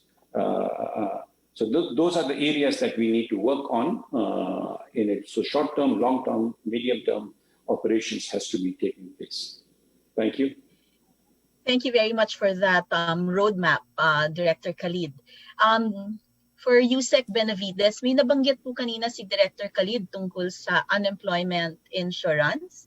Maybe you'd like to share po ano po ang ating prospects pagdating sa pagkakaroon ng unemployment insurance. Isa rin po itong katanungan mula sa isang anonymous na nagtatanong at kay Ruby De Solo ng Bicol Center for Community Development ng Daraga Albay. Well, in the first place, unemployment insurance is not new in our country. Actually, noong 1974 pa, meron na po tayong separation pay na tinatawag.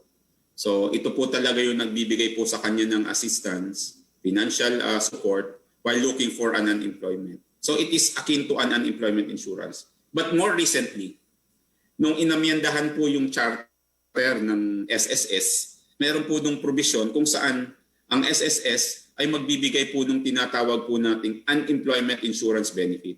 Ano po itong benepisyo pong ito? Doon po sa mga manggagawang tinanggal by reason of authorized causes, nagsara, na-retrench, nag-declare ng redundancy, o meron pong installation of labor saving device, o mga rason na ang rason po sa pagtanggal ay hindi sa kadahilan ng pagkakasala po ng isang empleyado, ang SSS po ay magbibigay po ng financial assistance sa loob po ng 2 buwan. Magkano po itong financial assistance na to? Kung hindi po ako nagkakamali po, ito po ay in the amount of 10,000 pesos for 2 months. So ano po yung mga proseso pong kailangan gawin? Kailangan po ang isang manggagawa na natanggal ay magpunta po sa opisina ng Department of Labor and Employment at kumuha po nung tinatawag po naming certification of unemployment na siya po ay tinanggal by reason of authorized causes. Yung pong certification pong yun po yung isasubmit po niya sa SSS para maproseso yung kanyang benepisyo na tinatawag po nating unemployment insurance. We still have rooms for improvement, but yun po yung nakapaloob dun po sa batas na nag-amyenda dun po sa charter po ng SSS. So in short po sa ating mga kababayan, meron na po tayo dito sa Pilipinas na isang batas, na isang benepisyo na tinatawag po nating unemployment insurance. Maraming salamat po, Yusek.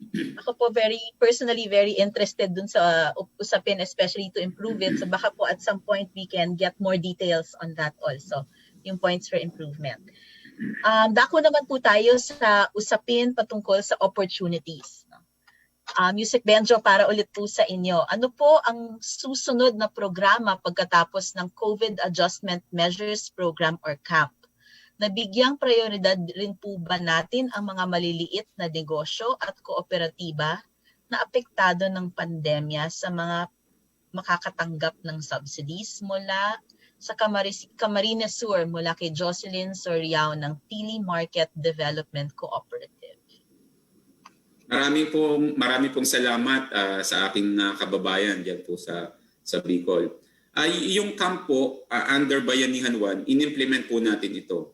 At patuloy po natin itong i-implement under Bayanihan 2. Under Bayanihan 2, meron po tayong allocation na 13 billion yung Department of Labor and Employment para po i-implement yung 3 sumusunod na programa. Una, yung CAMP, pangalawa, yung TUPAD, at pangatlo po yung DOLE-ACA para po sa ating mga OFW. Yung Bayanihan 1, priority po natin yung mga micro and small enterprises. Ngayong Bayanihan 2 sa pag-i-implement po ng tupad, ipaprioritize din po ulit natin sila, lalong-lalo na yung mga unserved claimants or applicants during the Bayanihan 1 under CAMP. So, pero ito po ay one-time financial assistance lang. Kaya po nung nabanggit ko po kanina, para po sa pang mas sustainable at pang matagalang pag-recover po ng ating mga trabaho, kailangan po nating unti-unti nang buksan ang ating po mga negosyo. Sa isang datos pong nabasa ko na i-present po ng NEDA, more than 50% ng open yung ating ekonomiya. Pero yung transport facility po natin ay nasa 30% pa lang po ata. So kung atin pong nabasa sa dyaryo, napanood po sa TV, meron po tayong mga adjustment doon po sa mga public utility vehicles po natin, doon po sa mass transportation, para nang sa ganun ay mas madali at na makakapunta sa mga opisina at mga pagawaan ng ating mga manggagawa at mas hindi po sila mahihirapan din na makauwi. Isa pa po dito, binibyo na po natin ang ating pamahalaan yung pag-i-impose po ng mga curfew. Kasi ito po ay nahihirapan din po ang ating mga manggagawa na pumasok at bumalik po sa kanilang mga tahanan after po nilang pumunta sa kanilang mga trabaho at pagawaan. So ulitin ko po, ang gusto po natin ngayon ay dahan-dahan pero sigurado po nating buksan ang ating ekonomiya, but making sure that we still observe the minimum health standard. Patuloy na magsuot po ng mask, ugaliin po nating maghugas ng mga kamay at mag-disinfect, at lagi po nating i-observe yung social or physical distancing. Sabi nga po, mask, hugas, at iwas. Thank you very much, Yusek. Para naman, ang may katanungan na rin po dito, no, ang mga miyembro ng civil society organizations, kadalasan ay mga volunteers lamang at may on-call arrangements. Bukod sa pagbibigay trabaho, may oportunidad ba para makatulong ang CSOs sa pag-implement ng mga proyekto para sa labor sector?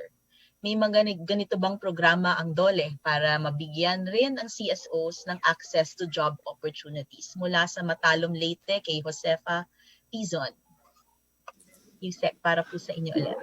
Well, unang-una po, sila po ay mga organisasyon, mga organisado pong grupo ng mga sektor, lalong-lalo na ng mga kamanggagawaan. Bilang mga organisadong grupo, pwede po silang makipag-ugnayan sa Department of Labor and Employment. Kagaya po ng nagkaisa, lagi po kami nakikipag-dialogo po sa kanila, hindi man personal, sa pamamagitan po ng technology o yung Zoom meeting na tinatawag. Yung mga organized groups, pwede po silang kumuha o humingi ng tulong sa Department of Labor and Employment na mabigyan po sila ng kapital o ng negosyo. Yung po yung nabanggit ko po kanina, kababaihan man o kabataan, yung mga mangingisda, mga nagtitinda, meron po tayong pondo para po doon. Yun po yung tinatawag po naming DOLE Integrated Livelihood Assistance or Program. Meron po kaming tulong para po doon sa livelihood formation, meron din po kaming tulong para doon po sa livelihood enhancement o kaya naman po restoration.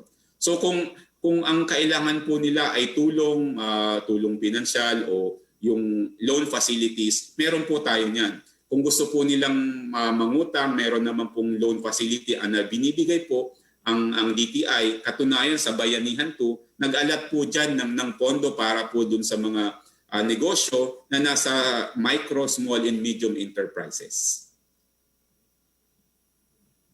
Thank you very much po, Yusek Benjo. Ngayon meron po akong katanungan dito para po sa lahat po ng speakers natin. So mula ito kay Diane Romero ng J. Amado Araneta Foundation, Pasig City. What are the areas of collaboration between government and non-government sectors in the promotion and implementation of the programs for the labor sector during the time of pandemic? So maybe I can ask our experts to weigh in and give your suggestion on areas of collaboration.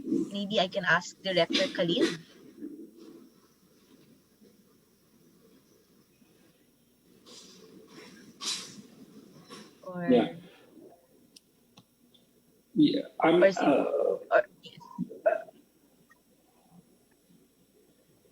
Yes, sir. Please go ahead. Yeah. Areas of Yeah. collaboration.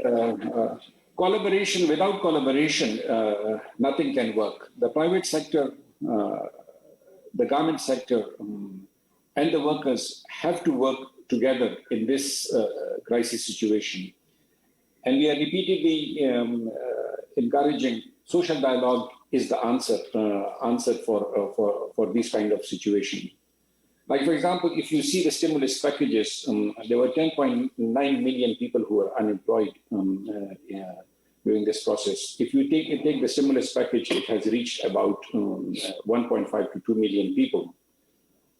How are the other 8 million people being supported? Definitely, the support is coming from the private sector, but we don't have data. We don't have the information on those sources. If we are able to capture those kind of information, effectively, we will be able to respond more effectively. Like, for example, I did mention about the unemployment insurance scheme. Yes, the Philippines has a law on unemployment insurance scheme. But if you have a large informal economy and they are not contributing to the social protection systems, then in this kind of situation, in crisis situation, you get in trouble. If you see the Western countries, they have a strong social protection system and unemployment insurance schemes and things like that. The time loss or the working hours loss is less there because they have responded to it very quickly and they are able to manage it in it. USAC has also mentioned about the BPOs and those are the sectors where jobs can be created and jobs can be given to the people. But it is not like this because you need certain skills, you need certain institutions for it. If we do not have institutions, training centers, we will not be able to respond to this kind of crisis that we are facing.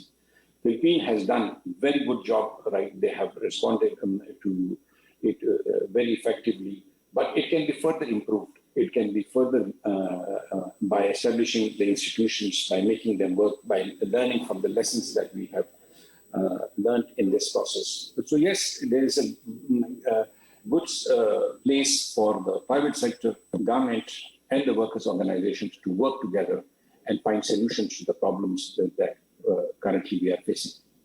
Thank you.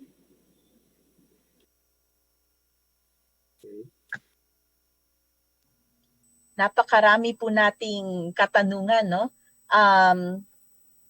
Bago nga, ngayon po ay magbabasa naman po tayo ng mga katanungan at panukalang pumapasok ng live sa ating Zoom chat box. So napakarami rin pong very much interested na dito nagsisend ng question sa ating Zoom chat box, no? Teka lang po, isa-isahin po natin ito.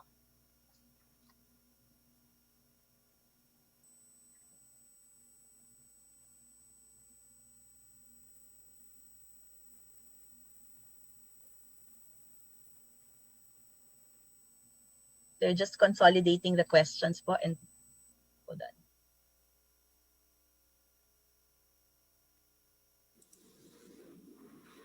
Irene, sana yung issue ng 13-month pay. Ay, huwag kayong mag-alala, sir. Talagang tatanungin ko po kayo ng inyong position tungkol dyan. Pero since habang po ay wala pa po dito yung mga questions, hindi pa po pumapasok, pwede po kayang unahin natin yung 13th month pay na usapin at very much talked about po siya kanina. Teka lang po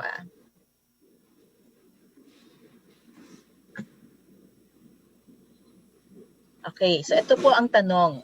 Bago po yun, sir, no, meron pong isang katanungan dito before natin i-discuss yung poll kasi po merong ongoing na poll tungkol sa pagde-defer ng ating 13th month pay. Ito po, sir, dahil gusto ninyong i-discuss, directed po ito para sa DOLE din, no? Totoo ba ang nababalitang kawalan ng 13th month pay para sa mga manggagawa at empleyado ngayong taong ito? Kasama ba ang mga government workers, cabinet members, GOCCs at senior officials ng gobyerno, senators, congress members, pulis at sundalo sa mga hindi tatanggap nito? Mula sa isang anonymous asker mula sa Slido at isa sa mga co-conveners ng Right to Know, si Ms. Malu Mangahas. So, Sir Benjo, kayo po muna since nabanggit niyo na rin po itong 13th month. Maraming salamat po. Interesado po kasi ako dun sa resulta ng survey na ginaganap po habang tayo po ay may dialogo po dito. Well, unang-una dun, hindi ko po alam kung may balita, pero kung narinig po nila sa radyo o napanood po nila sa TV, yung usapin pong ito, totoo po yun. Pero hindi po totoo na walang 13-month pay. May balita po, totoo may balita, pero hindi po totoong walang 13-month pay. Bakit po? Kasi nakapaloob po sa Presidential Decree 851 na lahat po ng mga manggagawa ay kailangan pong bigyan po ng 13-month pay on or before December 24. Ito pong Presidential Decree po ito ay inilabas noon pang 1975. Alam niyo po, hindi pa po ako pinapanganak noon, may 13-month pay law na. So ito pong Presidential Decree pong ito ay hindi pa naman po nababago. Ngunit meron pong mga lumabas na mga department orders o mga rules and regulation na nag-provide po ng mga exemption.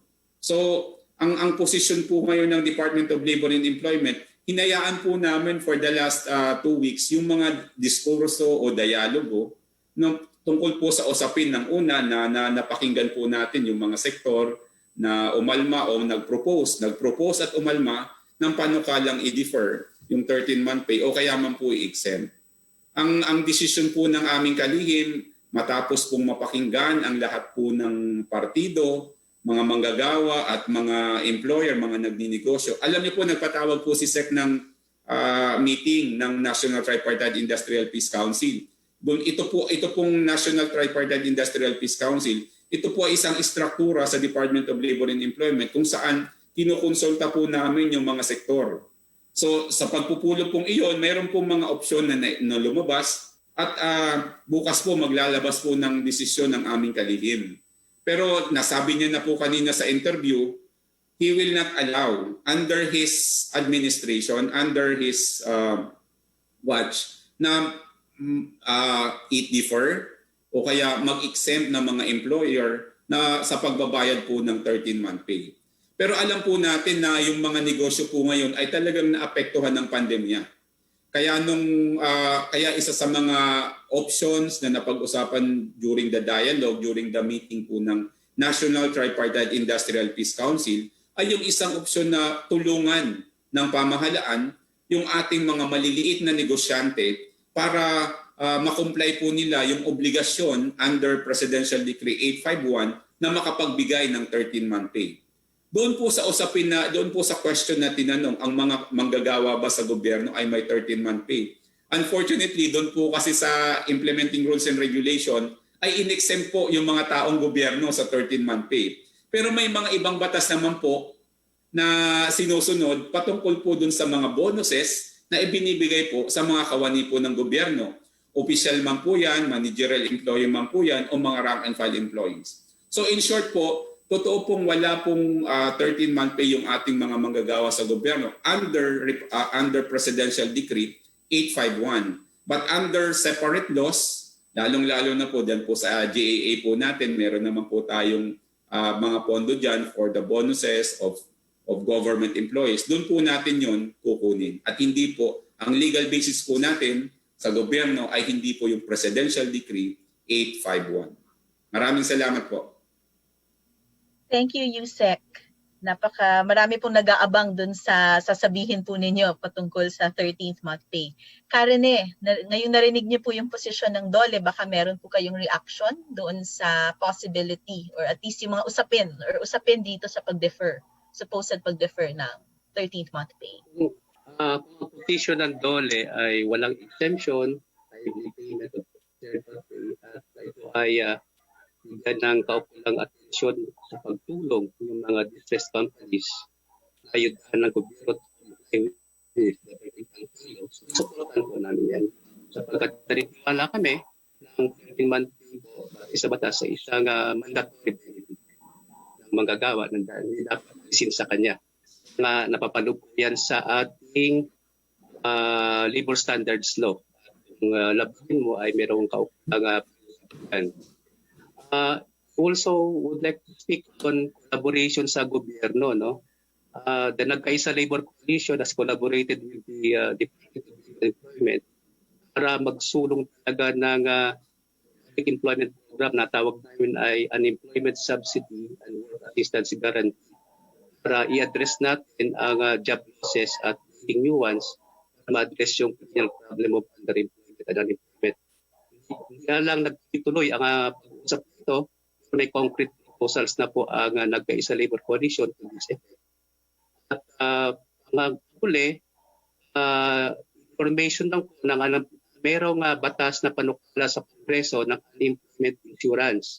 Sa pangunguna na Representative Sela, integrate mga kalat-kalat unemployment benefits sa SSS, GSIS, a common national insurance plan para matanggal yung manggagawa na hindi nila naman kasalanan ay magkaroon siya ng benefit up to 3 months at retaining program para siya ay muling facilitate another employment opportunities. Hindi ay collaborate kami sa Kongreso, ipasa yung naturang unemployment proposal sa loob ng Kongreso. Maraming salamat po at maraming salamat din po dun sa insights ninyo tungkol sa unemployment subsidy and unemployment insurance. Okay, meron po ditong katanungan mula rin sa mga attendees natin na mga government workers, no? If minomonitor po ng DOLE ang workplace safety and health of workers sa mga private businesses, sino po ang nagmo-monitor sa mga government agencies, especially in this time of pandemic? May benefits po ba na nakalaan para sa mga empleyado na patuloy pa rin pinapasok ang kanilang mga employers? This is from Tina Grace Cruz ng DOH Mega Drug Abuse Treatment and Rehabilitation Center at Dr. Charlie Nacario ng Central Bicol State University. Isek.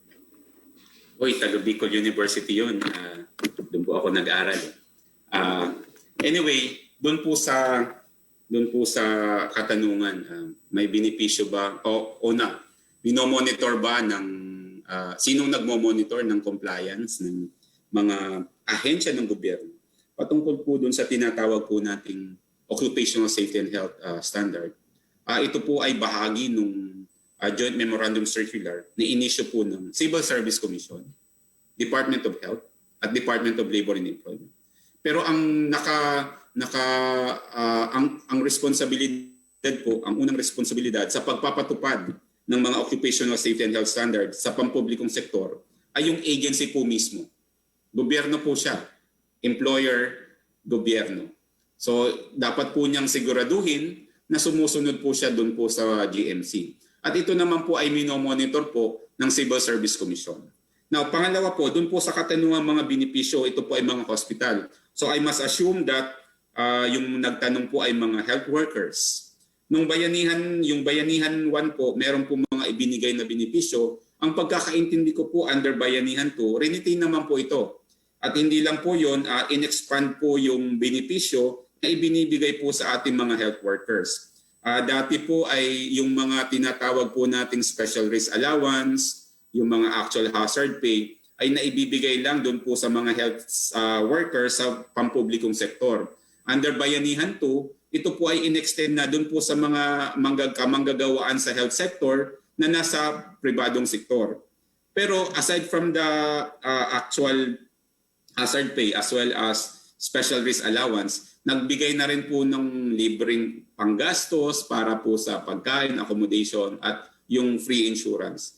Pero ito po ay kailangan po nating tingnan ang pag-i-implement para naman po ang totoo pong nakasulat po siya sa batas, bantayan po natin na ito po ay ma-implement ng maigi. So that yung mga totoong benepisyaryo ang mabigyan po ng mga pondo na inallocate po ng ating Kongreso at pinirmahan naman po yung batas ng ating pong Pangulo.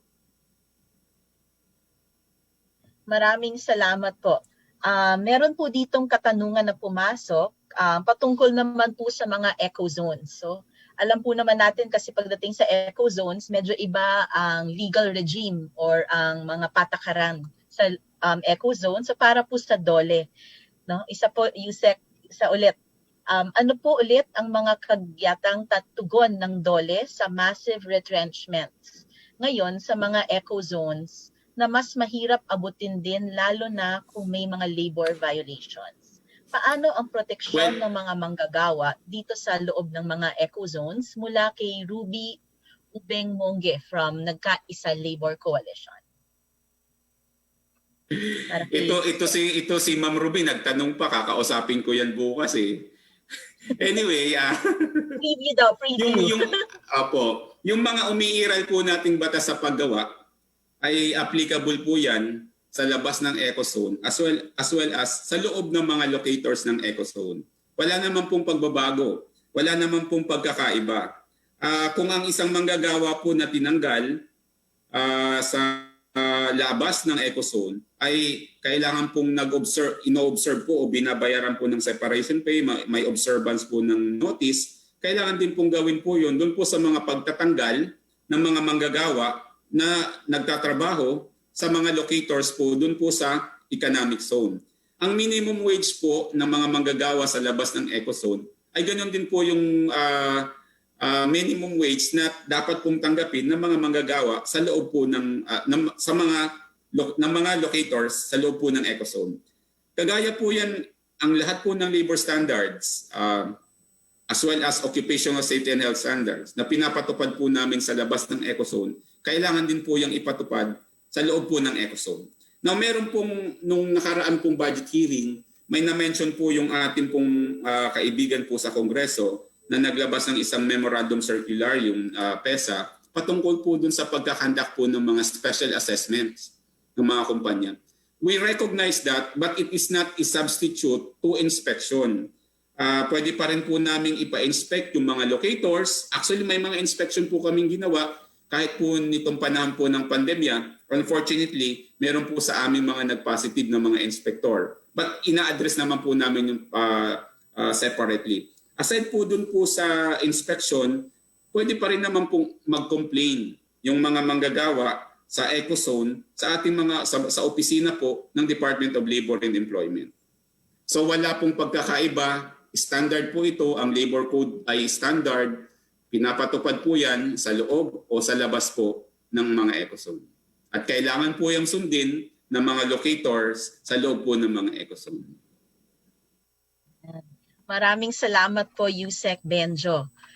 Alam niyo po, napakarami pa po mga katanungang nakapila ngayong hapon pero wala na po tayong oras, no? So kapos po tayo sa oras, nag-a-apologize po kami sa mga hindi po ma-entertain na katanungan, pero rest assured we will refer the questions to our experts and then hopefully we can make them public to the Dagyaw organizers. Maybe that's something we can do.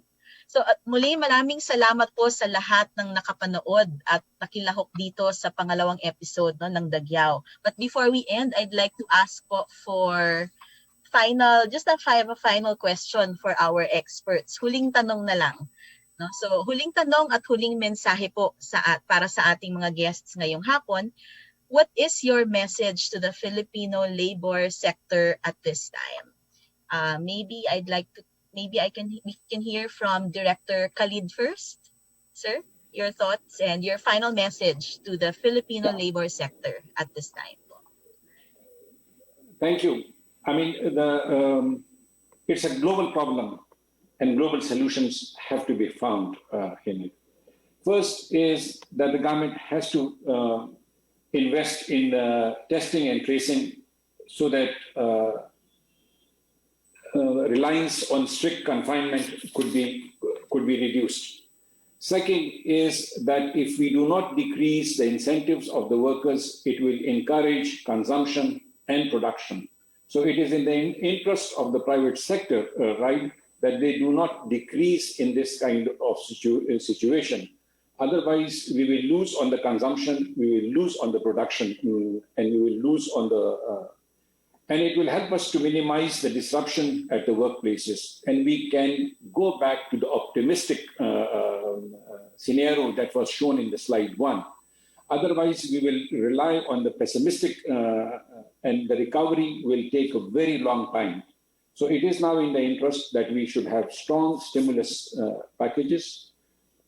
We have cooperation between the private sector, government, and the workers. We have good tracing and testing facilities in it so that disruption could be decreased and the economy could go ahead. Now the question of data will come in. ILO has code of practice on the protection of workers' personal data, and that will give confidence for them to go back to work and to work very quickly. So these are some of the messages that we would like to give. And the labor standards has to be maintained in this kind of situation. The incentives have to be maintained. International solidarity, international cooperation has to be sought in this kind of situation, because if one gets infected, it will affect other people also. So it's not that. So the regional disparities and all these things has to be looked in. The ASEAN cooperation has to be looked in. Support from other countries has to be lessons learned from Philippines can go to other countries. Other countries' lessons can come to the Philippines for us. Thank you. Thank you very much, Director Khalid, and thank you very much also for that for your very comprehensive and exhaustive inputs this afternoon. Surely our participants picked up more than a thing or two from those. I'd like to ask Karene Magtubo for his final message po and closing remarks, final message to the Filipino labor sector. Ang mensahe ko po sa mga manggagawa, lalo na yung mga hindi organisado, ay sundin po natin ang mga protocols para sa at usapin natin mga employers na hindi natin madala sa ating pamilya. Sumunod po tayo sa mga kalakaran na sa ganun safe sa ating trabaho. Sa mga organized sector naman ng manggagawa, sama-sama po tayo for a recovery agenda maging equitable, sustainable, at kinikilala ang ambag ng mga manggagawa. Kaya kami sa Nagkaisa Labor Coalition ay nag-conduct ng isang agenda for recovery. Address ng preservation, creation, at the same time kinikilala ang proteksyon sa mga manggagawa na mahalaga sa pagtatulak ng ating ekonomiya. At sa ating Department of Labor, nananawagan ang engagement natin ay gawin nating madalas hanggang sa ganun ang mga programs na ating isasagawa ay mapakinabangan ng ating mga manggagawa. Yan, maraming salamat po, Karene. At least very inspiring pa rin po despite what people are going through. It was very inspiring for them to hear that. Ngayon naman po, Yusek Benjo, ang inyo pong final message to the Filipino labor sector. Maraming salamat, Ma'am Irene. But I would like to address not only our beloved workers, but also our supportive employers. In the Department of Labor and Employment, our constituencies are the labor and, of course, the employer, the businesses. But in this time of pandemic, let us remember that what we have now is a health crisis, which health crisis has impacted on the economy. So what we need to do now is to address the health crisis and then work on the restoration of our economic vibrancy. Together and in collaboration with the labor and employer sector, we should stem the spread of the virus in order for us to increase the resumption of business operation. More business operation, more work. More work, more workers, and more workers, more spending. More spending, more economic activities. At iikot po ulit ang ating ekonomiya. In the first quarter of this year, we had Bayanihan 1. Now, we have Bayanihan 2. Hopefully, we will continue to live the spirit of bayanihan. Ika nga, Dagyaw. But as we open up the economy, as we allow businesses to open, as we allow more workers to go back to work, let us always remember that there are minimum health protocols that we should always observe in all places at all times. Sa amin po, sa atin po sa gobyerno, patuloy na magsuot ng mask, patuloy na maghugas ng mga kamay at mag-disinfect, patuloy na mag-observe po ng physical distancing. Mask, hugas, at iwas. Maraming salamat po at magandang hapon sa ating lahat. Maraming salamat po, Yusek Benavides. And thank you very much for being very game to answer all the questions that were pouring and coming your way. No? So maraming salamat po sa lahat ng nakapanood at nakilahok dito sa pangalawang episode ng Dagyaw Virtual Town Hall Sessions. Ngayon naman ay balikan naman natin ng ating poll question kanina. I'm sure marami pong curious, tulad na rin ni Yusek Benjo na nag-aantabay kung ano yung results. Ipa-flash po natin sa screen ang results ng ating poll question kanina. Balikan natin yung question, kung nararapat ba na ito po yung poll question kanina. So sa inyong palagay, makatwiran bang i-delay ang 13th month pay ng mga empleyado ngayong taon? So we will be flashing po the results. Ito po. So unfortunately, hindi lang lumalabas yung figure. So tinext lang po nila dito sa akin. Based sa ating poll po, no, 8 out of 95 lamang ang sumagot na makatwiran ang pag-defer. Samantalang 87 out of 95 ang nagsabing hindi makatwiran na i-defer ang 13th month pay. So, klarong-klaro. At kung makikinig naman tayo doon sa sinabi rin ni Yusek Benjo kanina, at least we can rest assured that there will be no deferment, but yun nga, we should also be aware about the realities on the ground, no? So ang nanaig dito sa ating poll ngayong hapon ay yung pananaw na hindi dapat i-defer ang 13th month pay. So ngayong hapon po, napakayaman po ng ating diskusyon mula sa mga inputs po ng ating kasama sa ILO na binibigyan po tayo ng mas nuanced picture pagdating sa labor realities on the ground. At kitang-kita rin na kung ano yung mga sectors that were greatly affected. Personally po bilang isang babae, very alarming, no, na big chunk of the people affected were also women. And very interesting din yung sinabi po ng ating ni Director Khalid tungkol sa concern even ng mga, not just the youth, but also the elderly. And even in the time of pandemic, the consciousness the conscious effort, there has to be a conscious effort to be more inclusive in the workplace.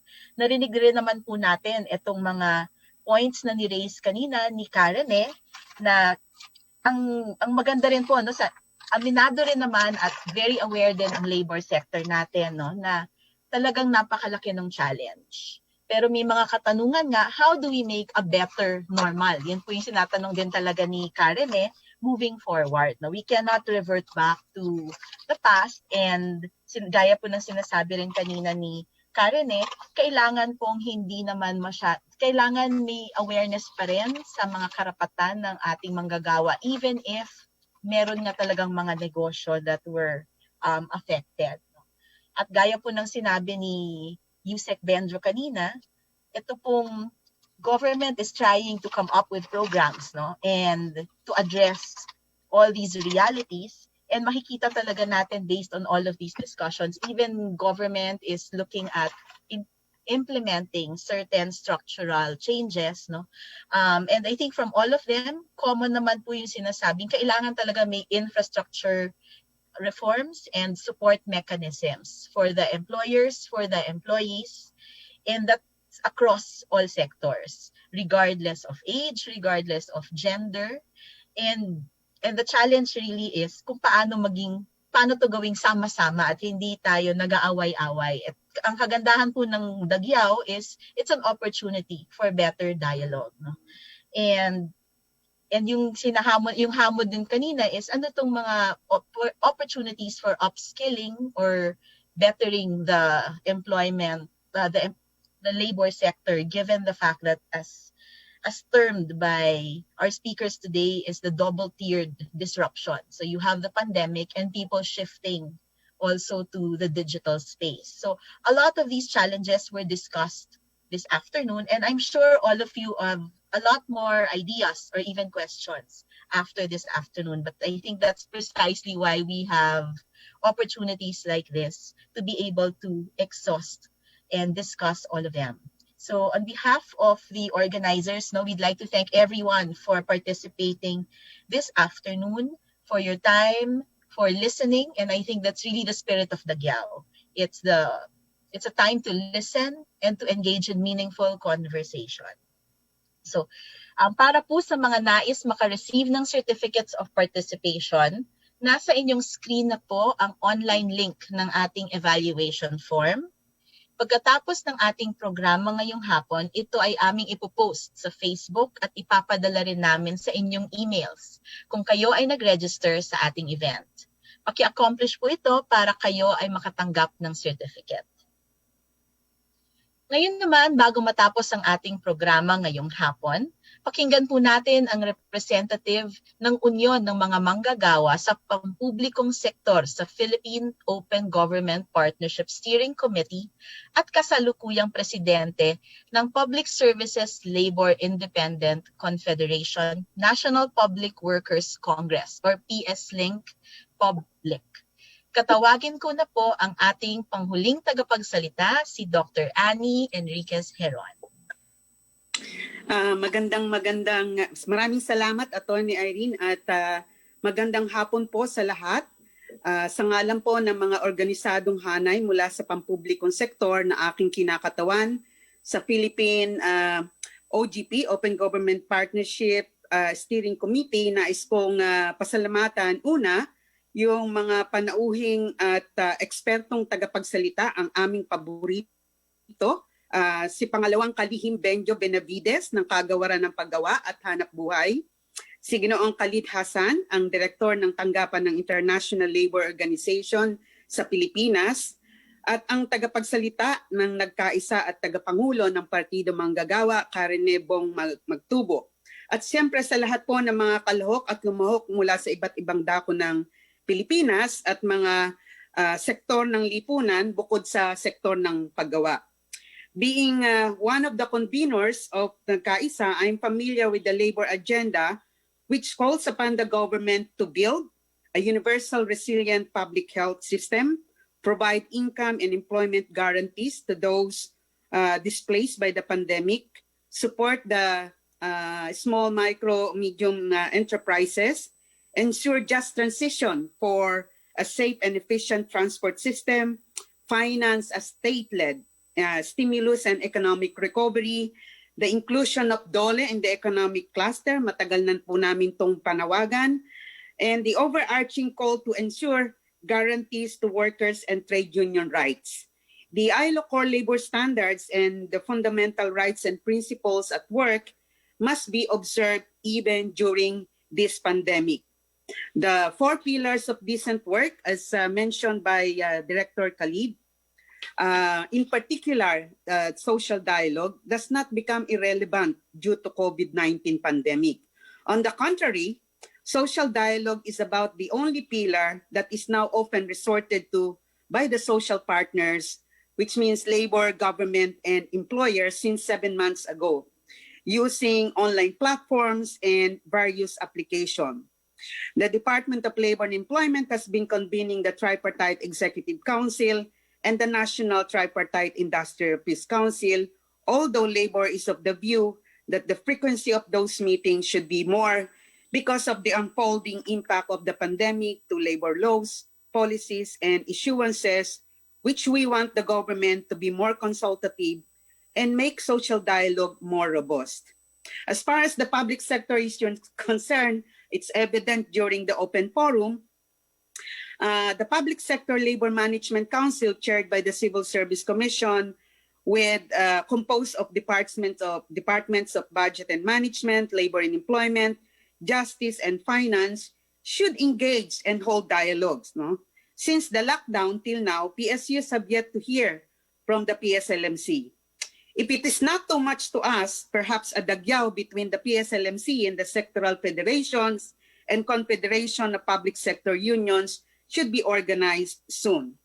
Panghuli po, nais ko lamang bigyan ng diin na marami po ang mga hamon, problema, gawain at mga nakagawian natin na binago ng pandemya. No?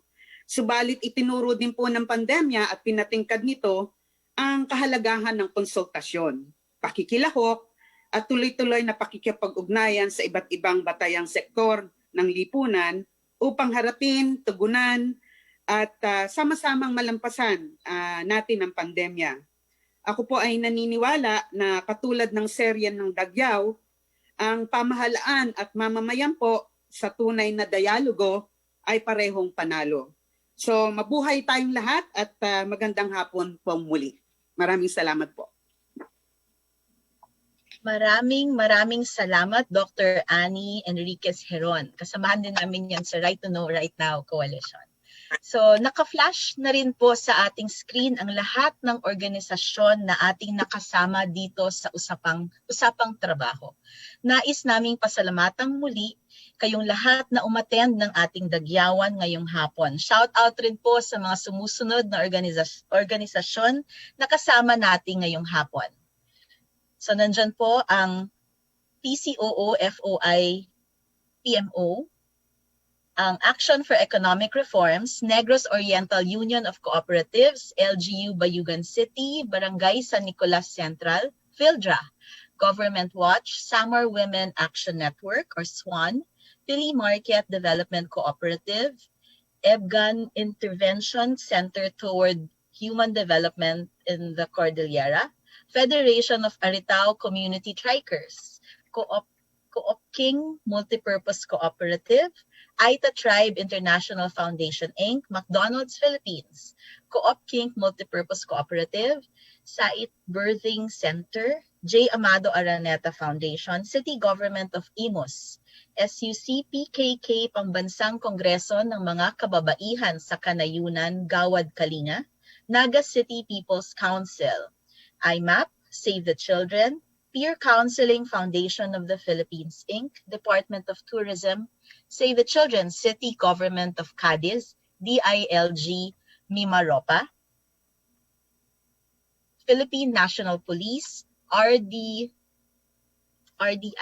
Leyte, DOH Mega DATRC, DOH Mega TRC, Legal Alternatives for Women's Center, Inc., FarmLink Medforce, Inc., lang po. Okay. Sandali lang po. Nawala po sa screen. Okay.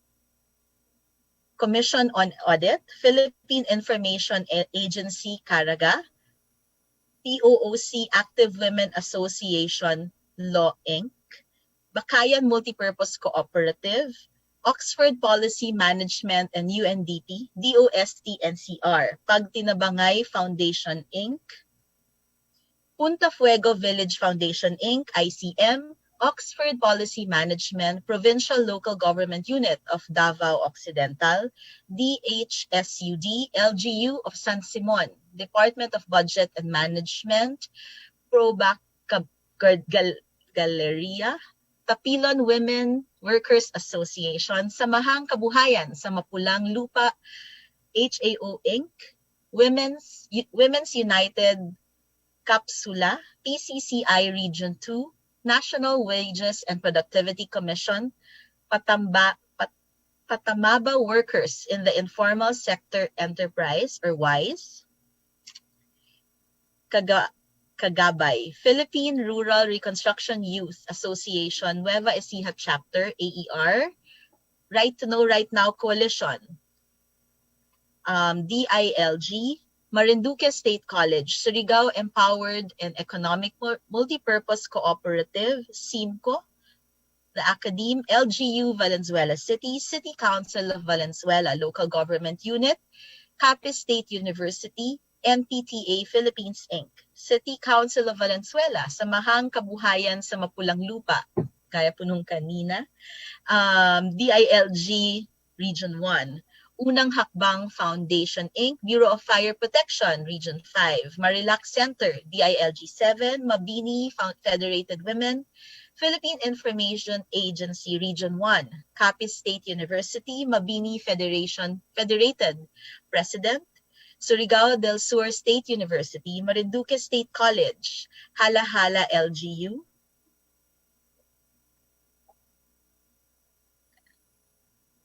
napakarami pa po ng nakasama natin this afternoon. Tapos na po ito. Meron pong, I think we have several more. We'll be flashing them on the screen. Ito po yung mga organizations that attended Dagyaw. So kitang-kita po, napakarami pong nag-attend ngayon, no? Kahit hindi po ako speaker, napagod po ako sa pagbabasa sa dami ng organizations na sumali. Maraming salamat. This would not be Dagyaw without your attendance. No? At sana po tayo ay magkita-kitang muli sa susunod na linggo. Abangan niyo po ang pangatlong episode ng Dagyaw Virtual Town Hall Meetings next week na tungkol naman sa Usapang OFW. Pag-uusapan natin ang kalagayan ng ating mga kababayang nagtatrabaho sa ibang bansa at ating susubuking sagutin ang iyong mga katanungan.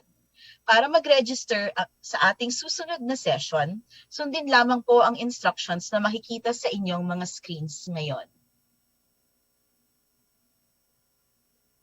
Magkita-kita po tayo muli sa Zoom at sa Facebook livestream sa susunod na linggo, October 22 at 2 p.m. Thursday po yan, para sa isa na namang makabuluhang diskusyon. At bukod rito, marami pa rin po tayong dagyawang nakaabang. Makikita niyo po ang mga susunod na ating schedule sa inyong screens. Lahat po ng mga Pilipino na sa loob o labas man ng bansa, kayo ay iniimbitahan naming makilahok sa mga susunod na National Dagyaw 2020 sessions. Para po sa ating mga national episodes, magkikita-kita tayo tuwing Huwebes, 2:00 ng hapon sa Zoom at Facebook Live mula Oktubre hanggang Disyembre. Bababa rin po ang Dagyaw 2020 sa ating mga rehiyon. Para naman po sa mga susunod nating regional episodes, ipa-flash rin po ito sa screen.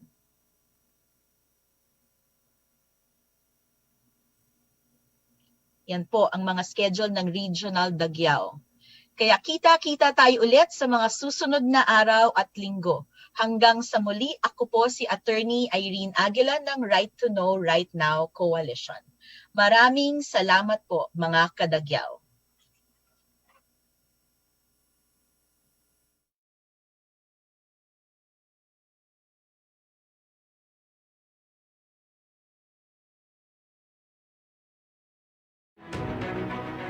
Sa gitna ng mga hamong dala ng pandemya ng COVID-19, lalong higit na mahalaga ang pakikipagtulungan at pakikipag-ugnayan sa pagitan ng gobyerno at ng ating mga mamamayan.